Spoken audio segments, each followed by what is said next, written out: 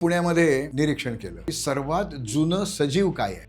तो वाडा पटकन लांबनं दिसत नाही. पायऱ्या चढून गेल्यावर समोर विठ्ठल रखुमाईचं मंदिर आहे. त्याच्या शेजारी छोटासा रस्ता आत जातो, तो त्या वाड्यात जातो. त्याच्या डाव्या बाजूला पण पुण्यामध्ये अजून जे काढा घेऊन तर मग आपले अंगदुखी वगैरे राहतं, अशी पण वनस्पती आहे असं ऐकलं होतं मी. त्या झाडाला मराठीमध्ये वाळुंज, वाळुंज या वृक्षाला एकेकाळी प्रचंड मागणी होती, प्रचंड किंमत होती.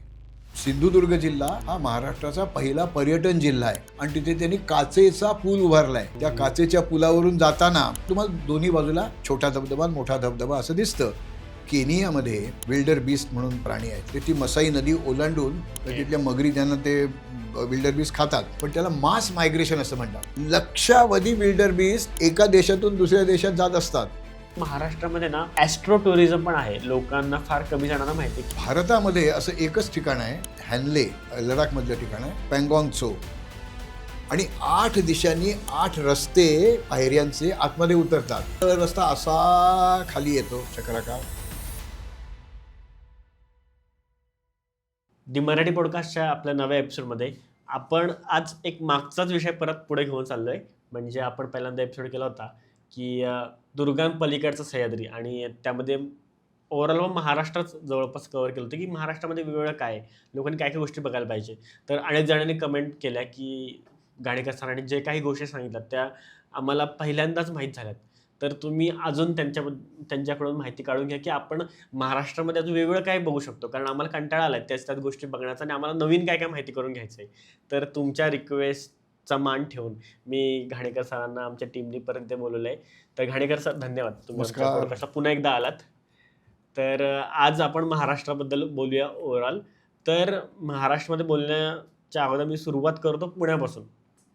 पुण्यामध्ये असं म्हणतात की सर मोरांचं गाव आहे म्हणून, तर ते काय आहे? पुणे नगर रस्त्यावर मोराची चिंचोली ओके. या नावाचं एक गाव आहे. तर चिंचोली या नावाची अनेक गावं महाराष्ट्रात आहेत. ती वेगवेगळी ओळखता यावीत म्हणून मग मोराची चिंचोली. ओके. तर तिथे प्रचंड मोठाले वृक्ष आहेत आणि तिथले लोक मोरांना अजिबात त्रास देत नाहीत. त्यामुळे मोर तिथे निर्धास्तपणे फिरत असतात. बरोबर. ज्या वेळेला काही निसर्ग अभ्यासक, पक्षी निरीक्षक हे त्या गावात गेले त्यावेळी त्यांना हे इतर ठिकाणापेक्षा वेगळं ठिकाण वाटलं. पण ते ग्रामीण भागातला तो सगळा प्रदेश आहे, त्यामुळे ते असं मळका लेंगा, चुरगळलेला शर्ट, डोक्याला टोपी असं ग्रामीण भागात जसे कपडे घालतात तसं घालून कोणी माणूस गेला तर ते बिचकत नाहीत. ते आपल्याजवळ येतात, आपण काही दाणे दिले तर ते खायलासुद्धा येतात. पण असं टी शर्ट आणि जीन्स आणि असं घालून गेलं की ते पळून जातात. तर कारण त्यांना अशा व्यक्तींबद्दल खात्री नाही वाटत की ते आपल्याला त्रास देतील नाही देतील. पण त्या गावानी मग याचाच उपयोग पर्यटन वाढवण्यासाठी केला. त्या लोकांनी काय केलं की याची बऱ्या प्रमाणात जाहिरात केली. आता मोर पाहायचा असेल तर तो एखाद्या प्राणी संग्रहालयात गेल्यावर 24 तास केव्हाही बघता येतो. बरोबर. पण मोर जर निसर्ग अधिवासात जर असेल तर सर्वसाधारणपणे ज्याला इंग्लिशमध्ये डॉन अँड डस्क असं म्हणतात, म्हणजे अगदी झुंजूमुंजू होतं सकाळी पहाटे, त्यावेळेला मोर बाहेर पडतात. जिथे असतात ते रातथारा जिथे असतो तिथनं ते बाहेर पडतात आणि त्यांचं भक्ष्य मिळवायला जातात. आता मोर जसं वेगवेगळ्या प्रकारचं दाणे खातात तसं काही बारीक सारीक किडा मुंगी असे प्राणी पण खातात. म्हणजे तो उभयाहारी आहे. म्हणजे तो व्हेजिटेरियन पण खातो, नॉन व्हेजिटेरियन पण खातो. ते त्यांना आजूबाजूच्या जंगलात मिळत असतं खाद्य. बरोबर. आणि संध्याकाळी सूर्य मावळायच्या आसपास आपण जर गेलं तर हे मोर हमखास दिसतात. आता एरवी गेलं तरी दिसेल, पण मग तो कुठेतरी झाडावर जाऊन बसलेला असेल, घराच्या छतावर जाऊन बसला असेल, असं होऊ शकतं. ते मोर त्याच भागामध्ये अंडी घालतात. त्या लांडोरी ते अंडी उबवतात, त्यातनं मोराची पिल्लं बाहेर पडतात. ती कोंबडीच्या पिल्लासारखीच दिसतात. आणि त्या गावाने थोडक्यात मोरांचा सांभाळ केलेला आहे. त्यामुळे इतरत्र जे बघायला मिळत नाही ते या मोराच्या चिंचोली गावामध्ये बघायला मिळतं. ओके. आता तिथे काही घरांच्या छपरांवर ते माळवदी घरं असतात, म्हणजे शाकारलेली घरं असतात. कौलं पत्रे असं काही नसतं. तर त्याच्यातसुद्धा मोर घरटी करून त्यात अंडी घालतात. तर ओके. हां, आणि ती मोराची अंडी उबवून नंतर त्यातनं पिल्लं बाहेर येतात. असं महाराष्ट्रात एकच ठिकाणी आज तरी नोंदलं गेलेलं आहे, की तुम्हाला गेल्यावर हमखास मोर पाहायला मिळतील. आता हमखास याचा अर्थ दुपारी 12 वाजता गेलं तर नाही मिळणार. बरोबर. डॉन अँड डस्क, त्यामुळे पहाटे पहाटे उजाडता उजाडता जायला पाहिजे किंवा मावळता मावळता जायला पाहिजे. या दोन्ही वेळा माणसाच्या दृष्टीने अडचणीच्या आहेत. कारण आपल्याला पहाटे तिथे पोचायचं असेल तर अपरात्री घरातनं निघावं लागतं. आणि संध्याकाळपर्यंत थांबलं तर नंतर त्या कच्च्या रस्त्याने आपल्याला प्रवास करीत मुख्य रस्त्यावर यावं लागतं. हे दोन्ही अडचणीचे मुद्दे आहेत. पण त्याचाच फायदा बहुतेक मोरांनी घेतला असेल की आपल्याकडे फारशी पाहुणे येऊ नयेत. तर ते बरोबर. मोराची चिंचोली हे गाव आहे, असं प्रत्येक गावाचं वैशिष्ट्य असतं. ते या गावाने जपलं आहे म्हणून ते प्रसिद्ध झालं आहे. बरोबर, बरोबर. आणि मग जसं पुण्यामध्ये कोणीही जरी आलं, तरी त्याला एक ठिकाण माहिती आहे की पर्वतीला तो जातो. तुम्ही स्वतः जातात हो. सकाळी. तर मग असं आपल्या बोलण्यामध्ये मगाशी आलं होतं की तुम्ही म्हटलात की सर्वात जुना सजीव तिथे आहे म्हणून. म्हणजे समजा पुण्यामध्ये आपण एक एक निरीक्षण केलं हं. की सर्वात जुनं सजीव काय आहे. मग एखादी व्यक्ती असेल ज्यांनी 100 पार केलेली आहे. एखादं झाड असेल की ज्यांनी 100-125 वर्षाच्या पेक्षा ते जुनं आहे. तर पुण्यामधलं सर्वात वृद्ध सजीव कोणचा? हं. किंवा वृद्ध न म्हणता सर्वात जास्त वयोमान असलेला सजीव कोणचा? तर पर्वती हे पेशवे घराण्याचं देवसंकुल, मंदिर संकुल आहे. हो. म्हणजे देवदेवेश्वराचं मंदिर, कार्तिकेयाचं मंदिर, विष्णूचं मंदिर, विठोबा रखुमाईचं मंदिर, अशी वेगवेगळी मंदिरं वेगवेगळ्या पेशव्यांच्या काळामध्ये तिथे बांधली गेली. असं प्रत्येक ठिकाणी आपल्याला बघायला मिळते. एखादी राजसत्ता जिथे स्थिरस्थावर झालेली असते, ते आपल्याला ज्या देवांची भक्ती करायची आहे, त्या देवतांच्या मूर्ती आणि त्यांचे मग ते देवळं आणि ते सगळं एकत्र असं ते केलेलं असायचं. त्याला आपण मंदिर संकुल असं म्हणतो. तर पेशव्यांचं मंदिर संकुल म्हणजे पर्वती. पर्वतीच्या माथ्यावर त्यांनी ही वेगवेगळी देवळं बांधली हं. आणि तिथे त्यांनी स्वतःच्या विश्रांतीसाठी एक वाडा बांधून घेतला. बरोबर. त्याला पेशवे वाडा असंच म्हणतात. हं.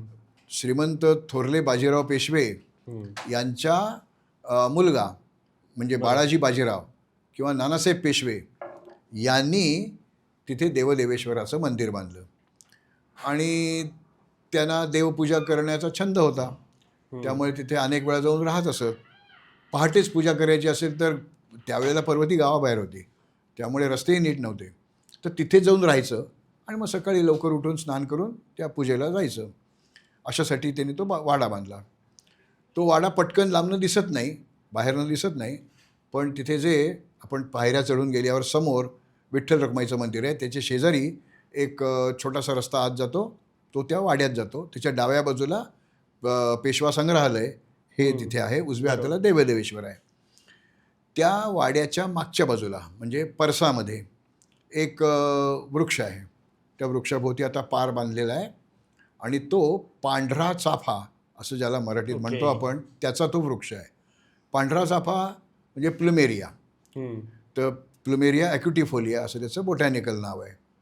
तर तो देशी झाड नाही आहे, हे परदेशी झाड आहे, दक्षिण अमेरिकन झाड आहे आणि पॅसिफिक महासागरात काही ठिकाणी त्याची उत्पत्ती सांगितली जाते. तर कोणीतरी त्या पेशवे काळामध्ये ते तिथे आणलं. हे कशावरून आपल्याला सांगता येईल? तर तिथे त्या पेशवे वाड्यामध्येच एक फोटो आहे. ओके. 1882चा तो फोटो आहे आणि त्याच्यामध्ये झाडाची जी उंची आहे त्या उंचीपेक्षा जेमतेम 1 मीटर एवढीच उंची आत्ता वाढलेली आहे. मग 1 मीटर वाढायला आता 2026 आहे, 1882 ते 2026 या एवढ्या वर्षात त्याची उंची काय 1.5 मीटर वाढली असेल. तर ही एवढी उंची वाढायला किती लागेल? असं उलटं गणित केलं की ते साधारणपणे 300 ते 350 वर्षापूर्वी ते झाड इथे लावलं गेलं असलं पाहिजे. सुदैवाने त्याला पाणी बिणी घातलं गेलं आणि ते वाढत गेलं आणि ते तोडलं नाही गेलं कधी. त्याची गंमत दुसरी अशी आहे की हे परदेशी झाड आहे, त्यामुळे त्याचं परागीभवन करणारे कीटक आपल्याकडे नाही आहेत. त्यामुळे पांढऱ्या चाफ्याला दरवर्षी हजारो फुलं येतात, प्रत्येक झाडाला हजारो फुलं येतात. ती फुलं खाली टपकन पडतात, पण कुठल्याही झाडाला तुम्ही कधी फळ किंवा शेंग आलेली दिसत नाही. ते अपोसायनासी नावाच्या कुळातलं ते झाड आहे. तर त्याला 2 शेंगा येतात, नेहमी ज्या येतात त्या दुक्कल येते शेंगांची. पण तुम्ही जर 1 अब्ज फुलं पाहिलीत तर एखाद्या फुलापासून शेंग झालेली आपल्याला दिसेल. पण ते नाहीच, म्हणजे 1 अब्ज मी फार कमी सांगतोय. अमाप प्रमाणामध्ये फुलं जरी येत असली तरी आपल्याकडे फलीभवन होत नाही, कारण त्याचे पॉलिनेटिंग इन्सेक्ट्स आपल्याकडे नाही आहेत. ओके. पण या झाडाचं दुसरं वैशिष्ट्य असं की ज्या ठिकाणी डोंगर माथा आहे, तिथे पाण्याची कुठलीही सोय नाही, पाणी वाहून येतं आहे आणि त्या झाडाला मिळतं आहे अशीही व्यवस्था नाही. त्या ठिकाणी सुद्धा बंबाळ्या डोंगरांवर देखील या चाफ्याची फांदी कापली आणि तिथे नेऊन लावली. पहिले एक 8-15 दिवस, महिनाभर पाणी घातलं, तर नंतर त्याला पाणी घातलं नाही तरी पावसाळ्यात जे काय 4 महिने पाणी पडतं पावसाचं, तेवढं त्याला वर्षभरासाठी पुरतं. आणि कोणत्याही झाडाचं पाणी तोडलं की त्याला फुलं येतात. ते झाड घाबरतं. पुनरुत्पादनाचा अवयव फुल हा. तर ते खूप फुलं तयार करतं, म्हणून त्याला उन्हाळ्यातच फुलं आपल्याला आलेली दिसतात. ज्या मूळ देशातनं तो आला आहे तिथे काही मेमध्ये फुलं येतात असं नाही, तिथल्या उन्हाळ्यामध्ये त्याला फुलं येतील. तर कुठचीही काळजी न घेता वाढू शकणारं आणि ज्याची फुलं खाली पडल्यानंतर देखील ताजी टवटवीत राहतात असं ते झाड आहे. आपल्याकडे बहुतेक डोंगर माथ्यांवर शंकराची देवळं आहेत आणि शंकराला पांढऱ्या रंगाची फुलं प्रिय आहेत असं म्हटलं जातं. त्यामुळे हे पांढऱ्या चाफ्याची फुलं त्याला व्हायची, म्हणून शंकराची देवळं जिथे आहेत तिथे हे पांढरा चाफा लावला जातो. त्याला दुसरं एक नाव आहे, याला टेम्पल ट्री असं म्हटलं जातं. फ्रँगीपॅनी नावाचं एक अजून त्याला नाव आहे. आणि त्याला टोम ट्री म्हणजे थडग्यांच्या भागात लावला दिसणारा वृक्ष. तर एखाद्या ठिकाणी एखादा आपला नातेवाईक, आदरणीय व्यक्तिमत्व पुरलं असेल तर त्याच्यावर जर फुलांची पखरण होत राहिली तर ते नेहमी चांगलं वाटेल. अशी ही स्मशानामध्ये लावलेली झाडं ती त्या थडग्यांवर पखरण करत असतात फुलांची, आणि म्हणून त्याला टोम ट्री असंही म्हणतात. तर हे देशी नसलेलं पण 300-325 वर्षापूर्वी भारतात येऊन लागवड झालेलं आणि ते अजूनही शाबूत असलेलं असं हे झाड आहे.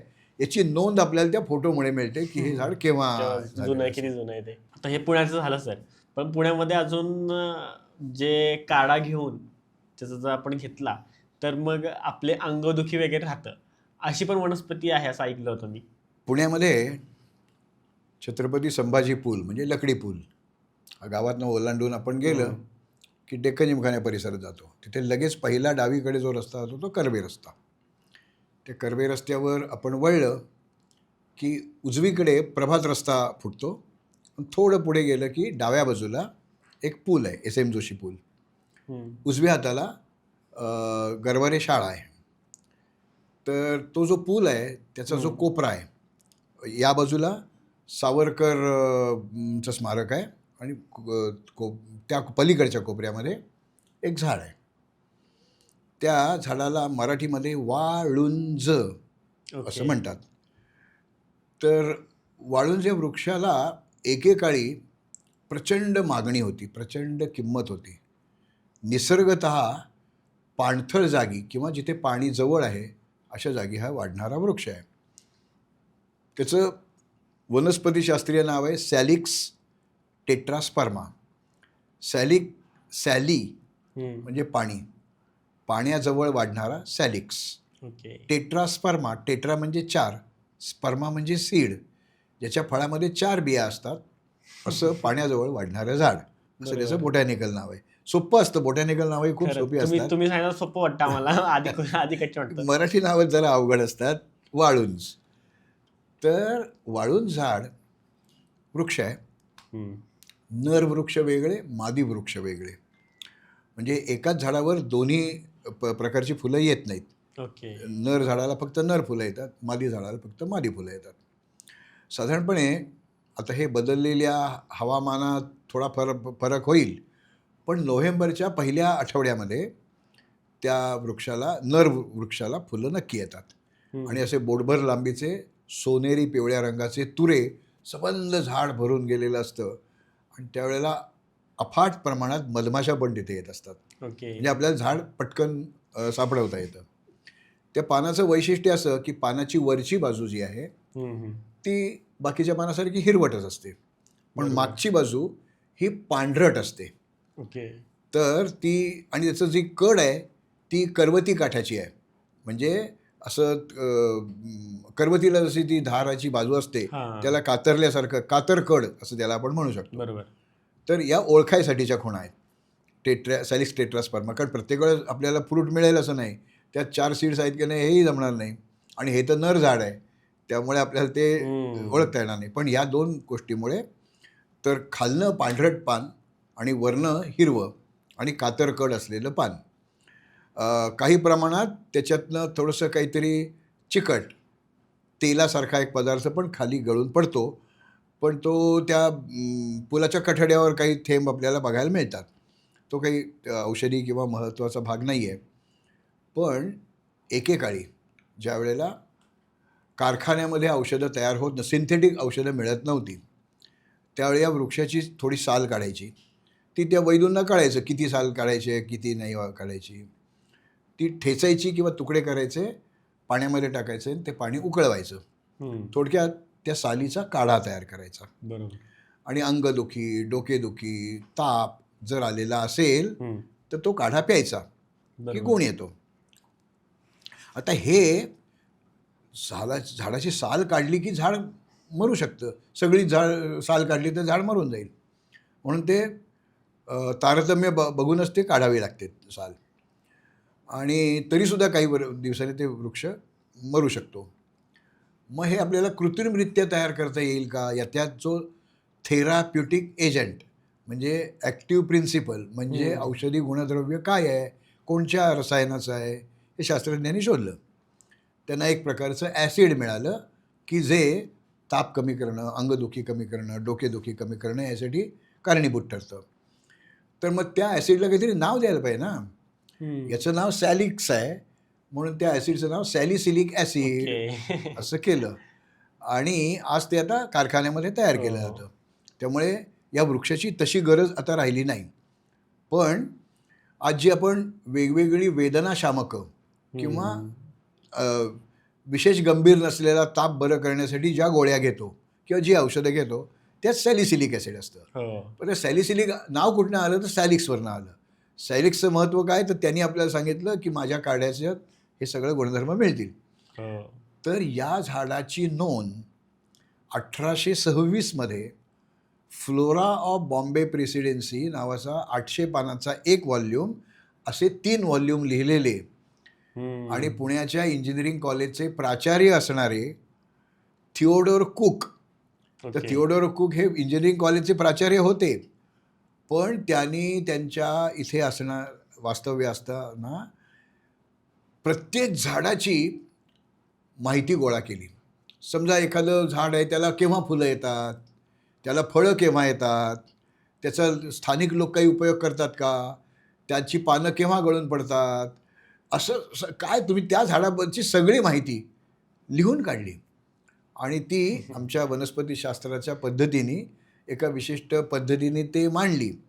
त्याला आम्ही फ्लोरा असं म्हणतो. फ्लोरा म्हणजे तिथल्या वनस्पतींचा कोश. तर तो 3 व्हॉल्यूममध्ये म्हणजे 600-800 पानाचं एक व्हॉल्यूम असे 3 व्हॉल्यूम त्या थिओडोर कुकने लिहिले. त्यांचा पुतळा आहे इंजिनिअरिंग कॉलेजमध्ये. म्हणजे आमच्या वनस्पतीशास्त्र अभ्यासकांच्या दृष्टीने तो आमचा बाप माणूस आहे. तर त्यांनी या फ्लोरा बॉम्बे प्रेसिडेन्सीमध्ये पुण्यामध्ये लकडी पुलाच्या, त्यावेळेला लकडी पूल नाव होतं, लकडी पुलाच्या पश्चिमेला लेफ्ट बँक म्हणजे नदी वाहते त्या बाजूला तोंड करायचं, मग डाव्या बाजूला असतो तो लेफ्ट बँक, उजव्या बाजूला असतो तो उजवा काठ. तर डाव्या तीरावर एकच झाड आहे ते सॅलिक्स टेट्रास्पर्माचं आहे. अशी 1826ची नोंद आहे. म्हणजे 1826 ते 2025 ते झाड आहे, पण ते झाड नर आहे. म्हणजे त्याला मादी फुलं येणार नाहीत, त्यामुळे फुलं येणार नाहीत, बिया येणार नाहीत, तर त्याच्यापासून पुनरुत्पादन होणार नाही आहे. तर आपण पुणे जिल्हा सोडून सातारा जिल्ह्याकडे जायला लागलो की नीरा नदी आहे, ती सरहद्द आहे 2 जिल्ह्यांची. तर नीरा नदीच्या म्हणजे आपण त्या पुलावरून जाताना उजवीकडे सॅलिक्सची भरपूर झाडं आहेत. किंवा वाईला धोम या ठिकाणी पण सॅलिक्सची, महाबळेश्वरला काही ठिकाणी सॅलिक्सची झाडं आहेत. तिथे नर मादी दोन्ही आहेत. पण गेले काय 50-55 वर्ष लोकांनी जो अभ्यास केला त्यांना कुणालाही तिथे त्याची छोटी रोपं मिळाली नाही आहेत. ओके. म्हणजे जर ते फलीभवन होत असेल तर या बिया पडून यायला पाहिजेत ना. बरोबर. इथे झाडं लावली आहेत, ती जगली आहेत, म्हणजे हे हवामान वाईट नाही आहे त्यांच्या दृष्टीने. मग ती नवीन झाडं का नाही मिळत नाही सांगता येत आम्हाला. पण आज परिस्थिती अशी आहे. आणि पुण्यातले परत इंजिनियर असणारे पण वनस्पतींची प्रचंड माहिती असणारे श्रीकांत इंगळहळ्ळीकर म्हणून एक आहेत, त्यांनी त्या झाडाचं कृत्रिम फलीभवन करायचा प्रयत्न केलेत. त्याला यश मिळालं तर सॅलिक्सची आणखीन प्रजा वाढू शकेल.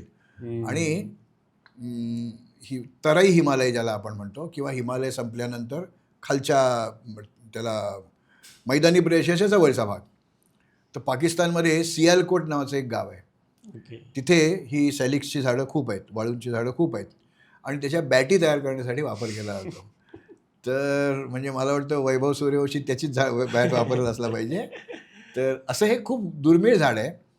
तर मला तर नेहमी असं वाटतं पुण्यामध्ये किंवा कुठल्याही गावामध्ये अशी जर अगदी दुर्मिळ किंवा विशेष महत्त्वाची झाडं असतील, तर पुण्यामध्ये कसं आहे, जिथे एखादा थोर पुरुष काही वर्षांपूर्वी तिथे राहत होता, नामवंत माणूस आहे, तर त्याच्या घरावर एक नीलफलक लावला जातो आणि त्यांची स्मृतीचं पण जतन केली जाते. ते घर पाडून नंतर तिथे जरी पुनर्विकास झाला तरी ती पाटी असते. तसं या दुर्मिळ वृक्षांच्या गळ्यामध्ये नीलफलकच्या ऐवजी हरित फलक लावले पाहिजेत. आणि हे झाड दुर्मिळ आहे, त्याचं वनस्पतीशास्त्रीय नाव, स्थानिक नाव, आणि त्याचा उपयोग औषधी लिहायचा नाही, नाहीतर लोक त्याची सगळी साल ओरबडून नेतील, काही उपयोग होणार नाही. तर असं हे आपला हिरवा वारसा आहे. हा हरित वारसा जपावा आणि लोकांना तो कळावा म्हणून त्या वृक्षाच्या गळ्यात सहज वाचता येईल अशी जर पाटी लावली, अशा सगळ्याच, तर त्याचा खूप फायदा होईल. बरोबर. आणि आता पुण्याचं विद्यापीठाच्या इथे पण जे स्कॉलरीज तुम्ही म्हणता ना, पूर्वीचं पुणे विद्यापीठ, आता जो सावित्रीबाई फुले पुणे विद्यापीठ, त्याचं जे प्रचंड मोठं आवार आहे, तिकडे त्या आवारात 90-95% जी झाडं आहेत ती उन्हाळ्यामध्ये त्याचे खराटे होतात. मला वाटतं तिथे विद्यार्थी जसे ज्या अवस्थेमध्ये असतात, परीक्षा आलेल्या असतात, त्यामुळे बहुतेक सगळं त्यांचं फ्रेशनेस संपलेला असतो त्यांचा, तसं त्या झाडांचं झालेलं असतं. तर ती सगळी पानगळीचं झाड आहे ते. तर त्या वृक्षाचं जर लाकूड आपण कापलं तर त्याचं गाभ्याचं लाकूड आहे, त्याला आम्ही आमच्या वनस्पतीशास्त्राच्या भाषेमध्ये हार्ट वूड असं म्हणतो. ते शिसवीच्या लाकडापेक्षा काळं असतं आणि म्हणून त्याचं नाव दाल्बर्जिया मेलॅनाक्झिलॉन. दाल्बर्जिया म्हणजे शिसव आणि शिसवीच्या जातीतले दाल्बर्जिया. आणि मेलॅनिन म्हणजे काहीतरी कलर पिगमेंट, म्हणजे रंगीत काहीतरी, रंगीत म्हणजे कृष्णवर्णीय, चॉकलेटी किंवा अति हिरवं की ते काळपटत दिसतं, असं त्याला मेलॅनिन. झायलॉन म्हणजे वूड, म्हणजे खोड किंवा काष्ठ. तर याचं झाड कापल्यानंतर गाभ्याचं लाकूड काळं ठिक्कर असतं, हे याचं वैशिष्ट्य. आणि ते देशी झाड नाही आहे. ते ब्रिटिशांनी ज्या वेळेला इथे आत्ता जी विद्यापीठाची मुख्य इमारत आहे, जी आता संरक्षित वास्तू आहे, त्याला आपल्या इंग्लंडमधल्या सारखा आजूबाजूला फ्लोरा असेल, झाडं असतील, तर त्यांना ते आपल्या देशात गेल्यासारखं वाटेल. म्हणून त्यांनी मुद्दाम हे झाडाची इथे लागवड केली. हे मुळातलं आफ्रिकन झाड आहे, पण आपल्याकडे जसं शिसव येतं तसं आफ्रिकेतला शिसव असं आपण म्हणू. तर ते झाड इथे लावलं आणि त्याचा साधर्म्य इंग्लंडमध्ये ज्या प्रकारच्या वनस्पती दिसतं त्याच्यासारखं दिसतं, म्हणून त्यांनी ते त्या मुख्य विद्यापीठाच्या, म्हणजे मुख्य त्यांच्या राजनिवासाच्या इमारतीभोवती लावलं. ते पसरत गेलं. तर ते आता म्हणजे पाहुणे म्हणून आले आणि इथलेच झाले, असं जे पुण्यातली झाडं आहेत त्यातलं मगाशी आपण तो पांढरा चाफा बघितला, पण वाळूंज मात्र देशी झाड आहे. आणि हे असं परदेशी झाड येऊन स्थायिक झालं आहे. ही त्याच्या हार्टवूड हीच त्याची गंमत आहे. पण याचा अर्थ प्रत्येक झाड कापू नये, कुठेतरी एक लावावं किंवा हे असं दिसतं. आता आम्ही म्हणजे येत होतो तेव्हा सरांनी आम्हाला दाखवलं की बाई इकडे ही झाडं आहेत, ती अशी आहेत, त्यामुळे मला हा विषय आठवला आणि मी इकडे घेतला आता. तर खरंच म्हणजे पुणे तर आपण भारी आहेच. पण सर एक लास्ट पॉडकास्ट जेव्हा आपण केला होता त्यात एक प्रश्न होता, म्हणजे अनेक म्हणजे स्वतःला जास्त हुशार समजणाऱ्या लोकांनी किंवा नाही, म्हणा असतातच की हुशार लोक. अशा लोकांनी आपल्या एका टॉपिकवर विचारलं होतं तुम्हाला, तर तुम्हाला तो प्रश्न विचारला आणि कमेंटमध्ये सांगितलं होतं ओके, की तुम्ही 3 धबधब्यांची नावं सांगितली होती. बरोबर. तर लोकांचं असं म्हणणं आलं की अरे ह्या सरांनी तर फक्त 3च लोकांची नावं, 3च धबधब्यांची नावं सांगितलीत. पण आमच्याकडे तर कितीतरी धबधबे आहेत ज्यांना पाणी येतं, बारमाही पाणी बारमाही आहे. पाणी दिसतं. आणि म्हणतात की इव्हन तो मगाशी तुम्हाला सांगितलं हम्म. की ते धबधब्याचं नाव, हां, तर त्या धबधब्याकडे पण लोकांनी नाव केलं की बाबा हे धबधब्याला पण येतात पाणी. कसं आहे, वैतरणा हे धरण आहे. वैतरणा ही नदी आहे, तिच्यावर बांधलेलं धरण परत वैतरणाच धरण आहे. तर त्या धरणातनं जादा झालेलं पाणी कधी सिंचनासाठी, कधी वीज निर्मितीसाठी, किंवा कधी ते पाणी वाहतं राहिलं पाहिजे म्हणून पाणी सोडलं जातं. बरोबर. मग अगदी खडकवासला घ्या, पानशेत, वरसगाव, कुठलंही धरण घ्या तुम्ही, भंडारदरा घ्या, तर त्यांचं पाणी हे असं सोडलं जातं. ते पाणी जिथून जातं तिथे कुठेतरी एखादा टप्पा मिळतो आणि तिथनं तो धबधबाच दिसतो तो. बरोबर. तर तो निसर्ग निर्मित आहे का? तर नाही, ते धरण बांधलं गेलं. बरोबर. त्या जलसाठ्यातनं जे बाहेर काढलेलं पाणी आहे ते जिथून पडतं हे प्रत्येक धरणाच्या इथे तुम्हाला बघायला मिळेल. बरोबर. म्हणजे टेमघरसारखं धरण, तिथे ते पाणी सोडतात, तिथे देखील आपल्याला जो छोटा धबधबा मिळेल. आता तिथे किती उंचीचं कडा आहे त्याच्यावर ते कमी जास्त उंचीचा किंवा कमी जास्त रुंदीचा तो धबधबा मिळेल. तर निसर्गतः म्हणजे मानवनिर्मित नाही, मानवी हस्तक्षेप नाही, असे महाराष्ट्रात बारमाही 3च धबधबे आहेत. आणि ते धबधबे मी गेल्या वेळी जे सांगितले ते जव्हार जवळचा दाभोसा, संगमेश्वर जवळचा धोधावणं, आणि तिसरा धबधबा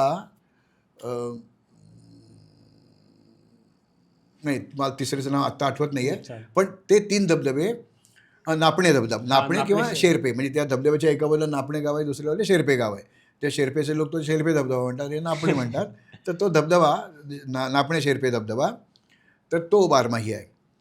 तर हे निसर्गतः निर्माण झालेले असे धबधबे आहेत. वर कोणतरी पाणी साठवलं आहे आणि ते सोडतायत आणि त्यामुळे तो धबधबा बारमाही दिसतो असं नाही आहे. किंवा थेंबे थेंबे पाणी साठतंय. हां, म्हणजे एखादा धबधबा असेल त्यात थेंब थेंब थेंब थेंब पाणी पडेल, पण म्हणून तो बारमाही नाही झाला. धबधब्यासारखा धबा धबा तोया आदळे असं जिथे आहे ते निसर्गतः महाराष्ट्रामध्ये 3च बारमाही धबधबे आहेत. एखादा महिना कमी जास्त असं नाही, बरोबर. 12 महिने ते पाणी पडत असतं, ते निसर्गतः पडत असतं. बरोबर. आणि नापणे धबधब्याचं आता नवीन एक त्याच्यात डेव्हलपमेंट झाली. सिंधुदुर्ग जिल्हा हा महाराष्ट्राचा पहिला पर्यटन जिल्हा आहे. हो. तिथे काहीतरी वेगळं महाराष्ट्रात दुसरीकडे कुठे नाही असं करावं असं पर्यटन विकास महामंडळाला वाटलं आणि तिथे त्यांनी काचेचा पूल उभारला आहे. त्या काचेच्या पुलावरून जाताना अजून तरी फार लोक जात नाहीत, त्यामुळे लोकांनी रंगकाम तिथे केलेलं नाही आहे. नाहीतर किंवा दगड आपटून खरंच काचेचं आहे का नाही असं काही करायचं नसतं तिथे. तर त्या काचेच्या पुलावरून जाताना तुम्हाला दोन्ही बाजूला छोटा धबधबा मोठा धबधबा असं दिसतं. तर असं सगळ्या बारमाही धबधब्यांवर केलं तर ते छानच दिसेल. आणि जे वैतरणीसारखे जे धबधबे आहेत त्यालाही करायला हरकत नाही, कारण लोकांनी ते पाहणं हे महत्त्वाचं आहे. मी गेल्या वेळेला जे मुद्दे मांडले होते ते निसर्गतः जे बारमाही आहेत त्याच्याबद्दल बोललो होतो. बरोबर. पण ही शंका लोकांनी विचारणं चांगलं आहे. म्हणजे एकतर मी चुकीचं सांगत नाही आहे हे मला नक्की सांगता येतं आणि लोकांनाही फरक काय आहे तो लक्षात येईल. बरोबर. आणि ते जर आपण पर्यटनाचं जर म्हटलं, आता पुण्याच्या बाहेर जर आपण म्हटलं तर ते निगोजची पाथोळ सर, ते विषय काय? महाराष्ट्रामध्ये बहुतेक महाराष्ट्र म्हणजे 70-80% महाराष्ट्र हा अग्निजन्य खडकांनी बनलेला आहे. म्हणजे 3-3.5 कोटी वर्षापूर्वी, काहींच्यामध्ये 5-5.5 कोटी वर्षापासून महाराष्ट्र. थोडंसं आणखी मी सुधारणा करतो. 6-6.5 कोटी वर्षापूर्वी भारत हा अंटार्क्टिकाला जोडलेला होता. ओके. त्या अंटार्क्टिकाला ऑस्ट्रेलिया जोडलेलं होतं, आफ्रिका जोडलेलं होतं, दक्षिण अमेरिका जोडलेलं होतं आणि ते सगळं मिळून जो अखंड भूखंड तयार झालेला होता त्याला गोंडवना लँड असं नाव शास्त्रज्ञांनी दिलं आहे. मी ही गोष्ट सांगतोय 6.5 कोटी वर्षापूर्वी. माणूस जन्माला आला आहे 7-7.5 लाख वर्षापूर्वी. त्याच्या आधी माणूस नव्हता, त्यामुळे त्या जागेला नाव असं काही नव्हतं कारण माणूसच नव्हता. नावं फक्त माणसंच ठेवतात. तर ते गोंडवना लँड फुटून तुकडे झाले त्याचे आणि ते, मी शब्द चुकीचा वापरतोय पण ते समजायला सोपं आहे, ते सरकत गेले. प्रत्यक्षात त्याला प्लेट टेक्टॉनिक्स असं म्हटलं जातं. तर ते पृथ्वीच्या पोटामध्ये जो शिलारस आहे त्याच्यावर एक मॅन्टल नावाचा भाग आहे. त्या मॅन्टलवरून ते सरकत जातात. ती भूतबकं असं आम्ही त्याला म्हणतो. टेक्टॉनिक प्लेट्स या सरकत जातात. तर भारतीय तुकडा सरकत सरकत सरकत कर्कवृत्त ओलांडलं, विषुववृत्त ओलांडलं आणि आता मकरवृत्त, त्यानंतर विषुववृत्त, नंतर मग कर्कवृत्त, अशी आता कच्छ चरणातलं ते कर्कवृत्त आलं. हा भारत ज्या वेळेला सध्या जिथे सेशेल्स नावाची बेटं आहेत आफ्रिकेच्या जवळ, तिथे भारत असताना त्या भूभागाला, ज्याला आज आपण दक्षिण भारतीय द्वीपकल्प म्हणतो, एक चीर पडली, एक भेग पडली आणि पृथ्वीच्या पोटातून मॅग्मा बाहेर यायला लागला. तो शिलारस ज्यावेळेला पृथ्वीच्या पोटात असतो त्यावेळेला त्याला मॅग्मा म्हणायचं, तो बाहेर येतो त्यावेळेला त्याला लावा म्हणायचं. मराठीमध्ये याला 2 शब्द नाही आहेत. तेव्हा शिलारस तो बाहेर यायला लागला, त्याचे कड यायला लागले आणि त्याचे एकावर एक असे थर बसायला लागले. तर हे कड एकदम नाही आलेले. एक कड आला, काही 100 वर्ष गेली, 1000 वर्ष गेली, काही लाख वर्ष गेली, तो थंड झाला, त्याच्यावर दुसरा थर आला, त्याच्यावर तिसरा थर आला, असे वेगवेगळे. तेव्हा त्या लाव्हामध्ये असलेली त्याची जी जडणघडण आहे, म्हणजे त्याच्यामध्ये असणारी वेगवेगळी खनिज आहेत, त्यांचे द्रव्य आहेत, ही वेगवेगळी असतात. तर या बॅसाल्टमध्ये वेगवेगळ्या तऱ्हेचे बॅसाल्टचे थर आपल्याला बघायला मिळतात. बरोबर. एकाला म्हणतात कॉम्पॅक्ट बॅसाल्ट, म्हणजे त्याच्यामध्ये तुम्हाला दुसरं काही दिसत नाही. त्या इथे निघोजला अल्टरनेट, एकांतरित, एक झाल्यानंतर दुसरा, पहिला कॉम्पॅक्टचा जर थर असेल तर दुसरा तो ॲमिगडलॉइडल बॅसाल्ट असतो. अमिगडलॉइडल बॅसाल्ट, म्हणजे स्पष्ट उच्चार लोकांना कळावा. तर त्या ॲमिगडलॉइडल बॅसाल्टमध्ये काय असतं, समजा आपण दूध भात दही भात कालवून खाल्ला आणि हात न धुता असं शिंपडलं तर ती शीतं पडतील. ते जसं दिसतं तसं या खडकावर ती पांढरे पांढरे ठिपके शीतं पडल्यासारखं दिसतं. तो ॲमिगडलॉइडल बॅसाल्ट. तो तुलनेने कमी कठीण आहे. तुलनेने सांगतोय आम्ही, म्हणजे आपल्याला हाताने नाही मोडता येत. तो तुलनेने कमी कठीण आहे. कॉम्पॅक्ट बॅसाल्ट हा जास्त कठीण आहे. तर इथे जी नदी आहे किंवा जो नदी प्रवाह आहे कुकडीचा, तर तो ॲमिगडलॉइडल बॅसाल्टवरनं वाहत होता.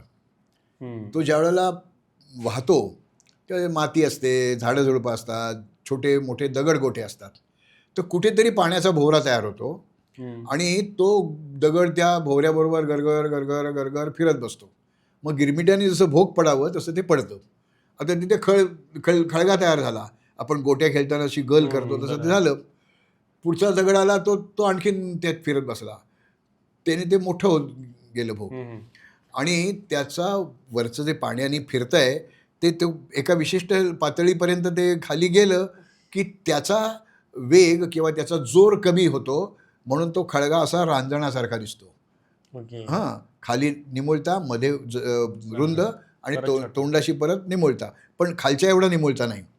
याला इंग्लिशमध्ये पॉट होल्स असं म्हणतात आणि मराठीमध्ये आपण त्याला रांजणकुंड असं म्हणतो. आशिया खंडातली सर्वात मोठी पॉट होल्स ही या निघोजला बघायला मिळतात. म्हणजे काही काही पॉट होल्स तर जवळजवळ 4-5 मीटर एवढ्या उंचीची पण आहेत. आणि ही जे दगडगोटे फिरतात ते त्या रांजणकुंडाच्या तळाशी, त्याला जिओलॉजीच्या भूशास्त्राच्या भाषेमध्ये टूल्स असं म्हणतात. टूल म्हणजे हत्यार. तर ज्या हत्याराने ते गोल गोल गोल गोल झालं आणि रांजणाचा आकार तयार झाला, ती टूल्स पण आपल्याला, ती पण गोल गोट्यासारखी असतात. त्याला कुठेही शार्प धार नसते काही, तर ते गोटे. आता त्याची सुरुवात मात्र ॲमिगडलॉइडल बॅसाल्टच वर व्हावी लागते. कॉम्पॅक्ट बॅसाल्ट खूप कडक आहे, घट्ट आहे. तो असे काही भोवरेन बिवरेन ते खडेन बिडे काही ते फिरू देत नाही. पण ते आतमध्ये गेल्यानंतर त्याला पर्यायच नसतो.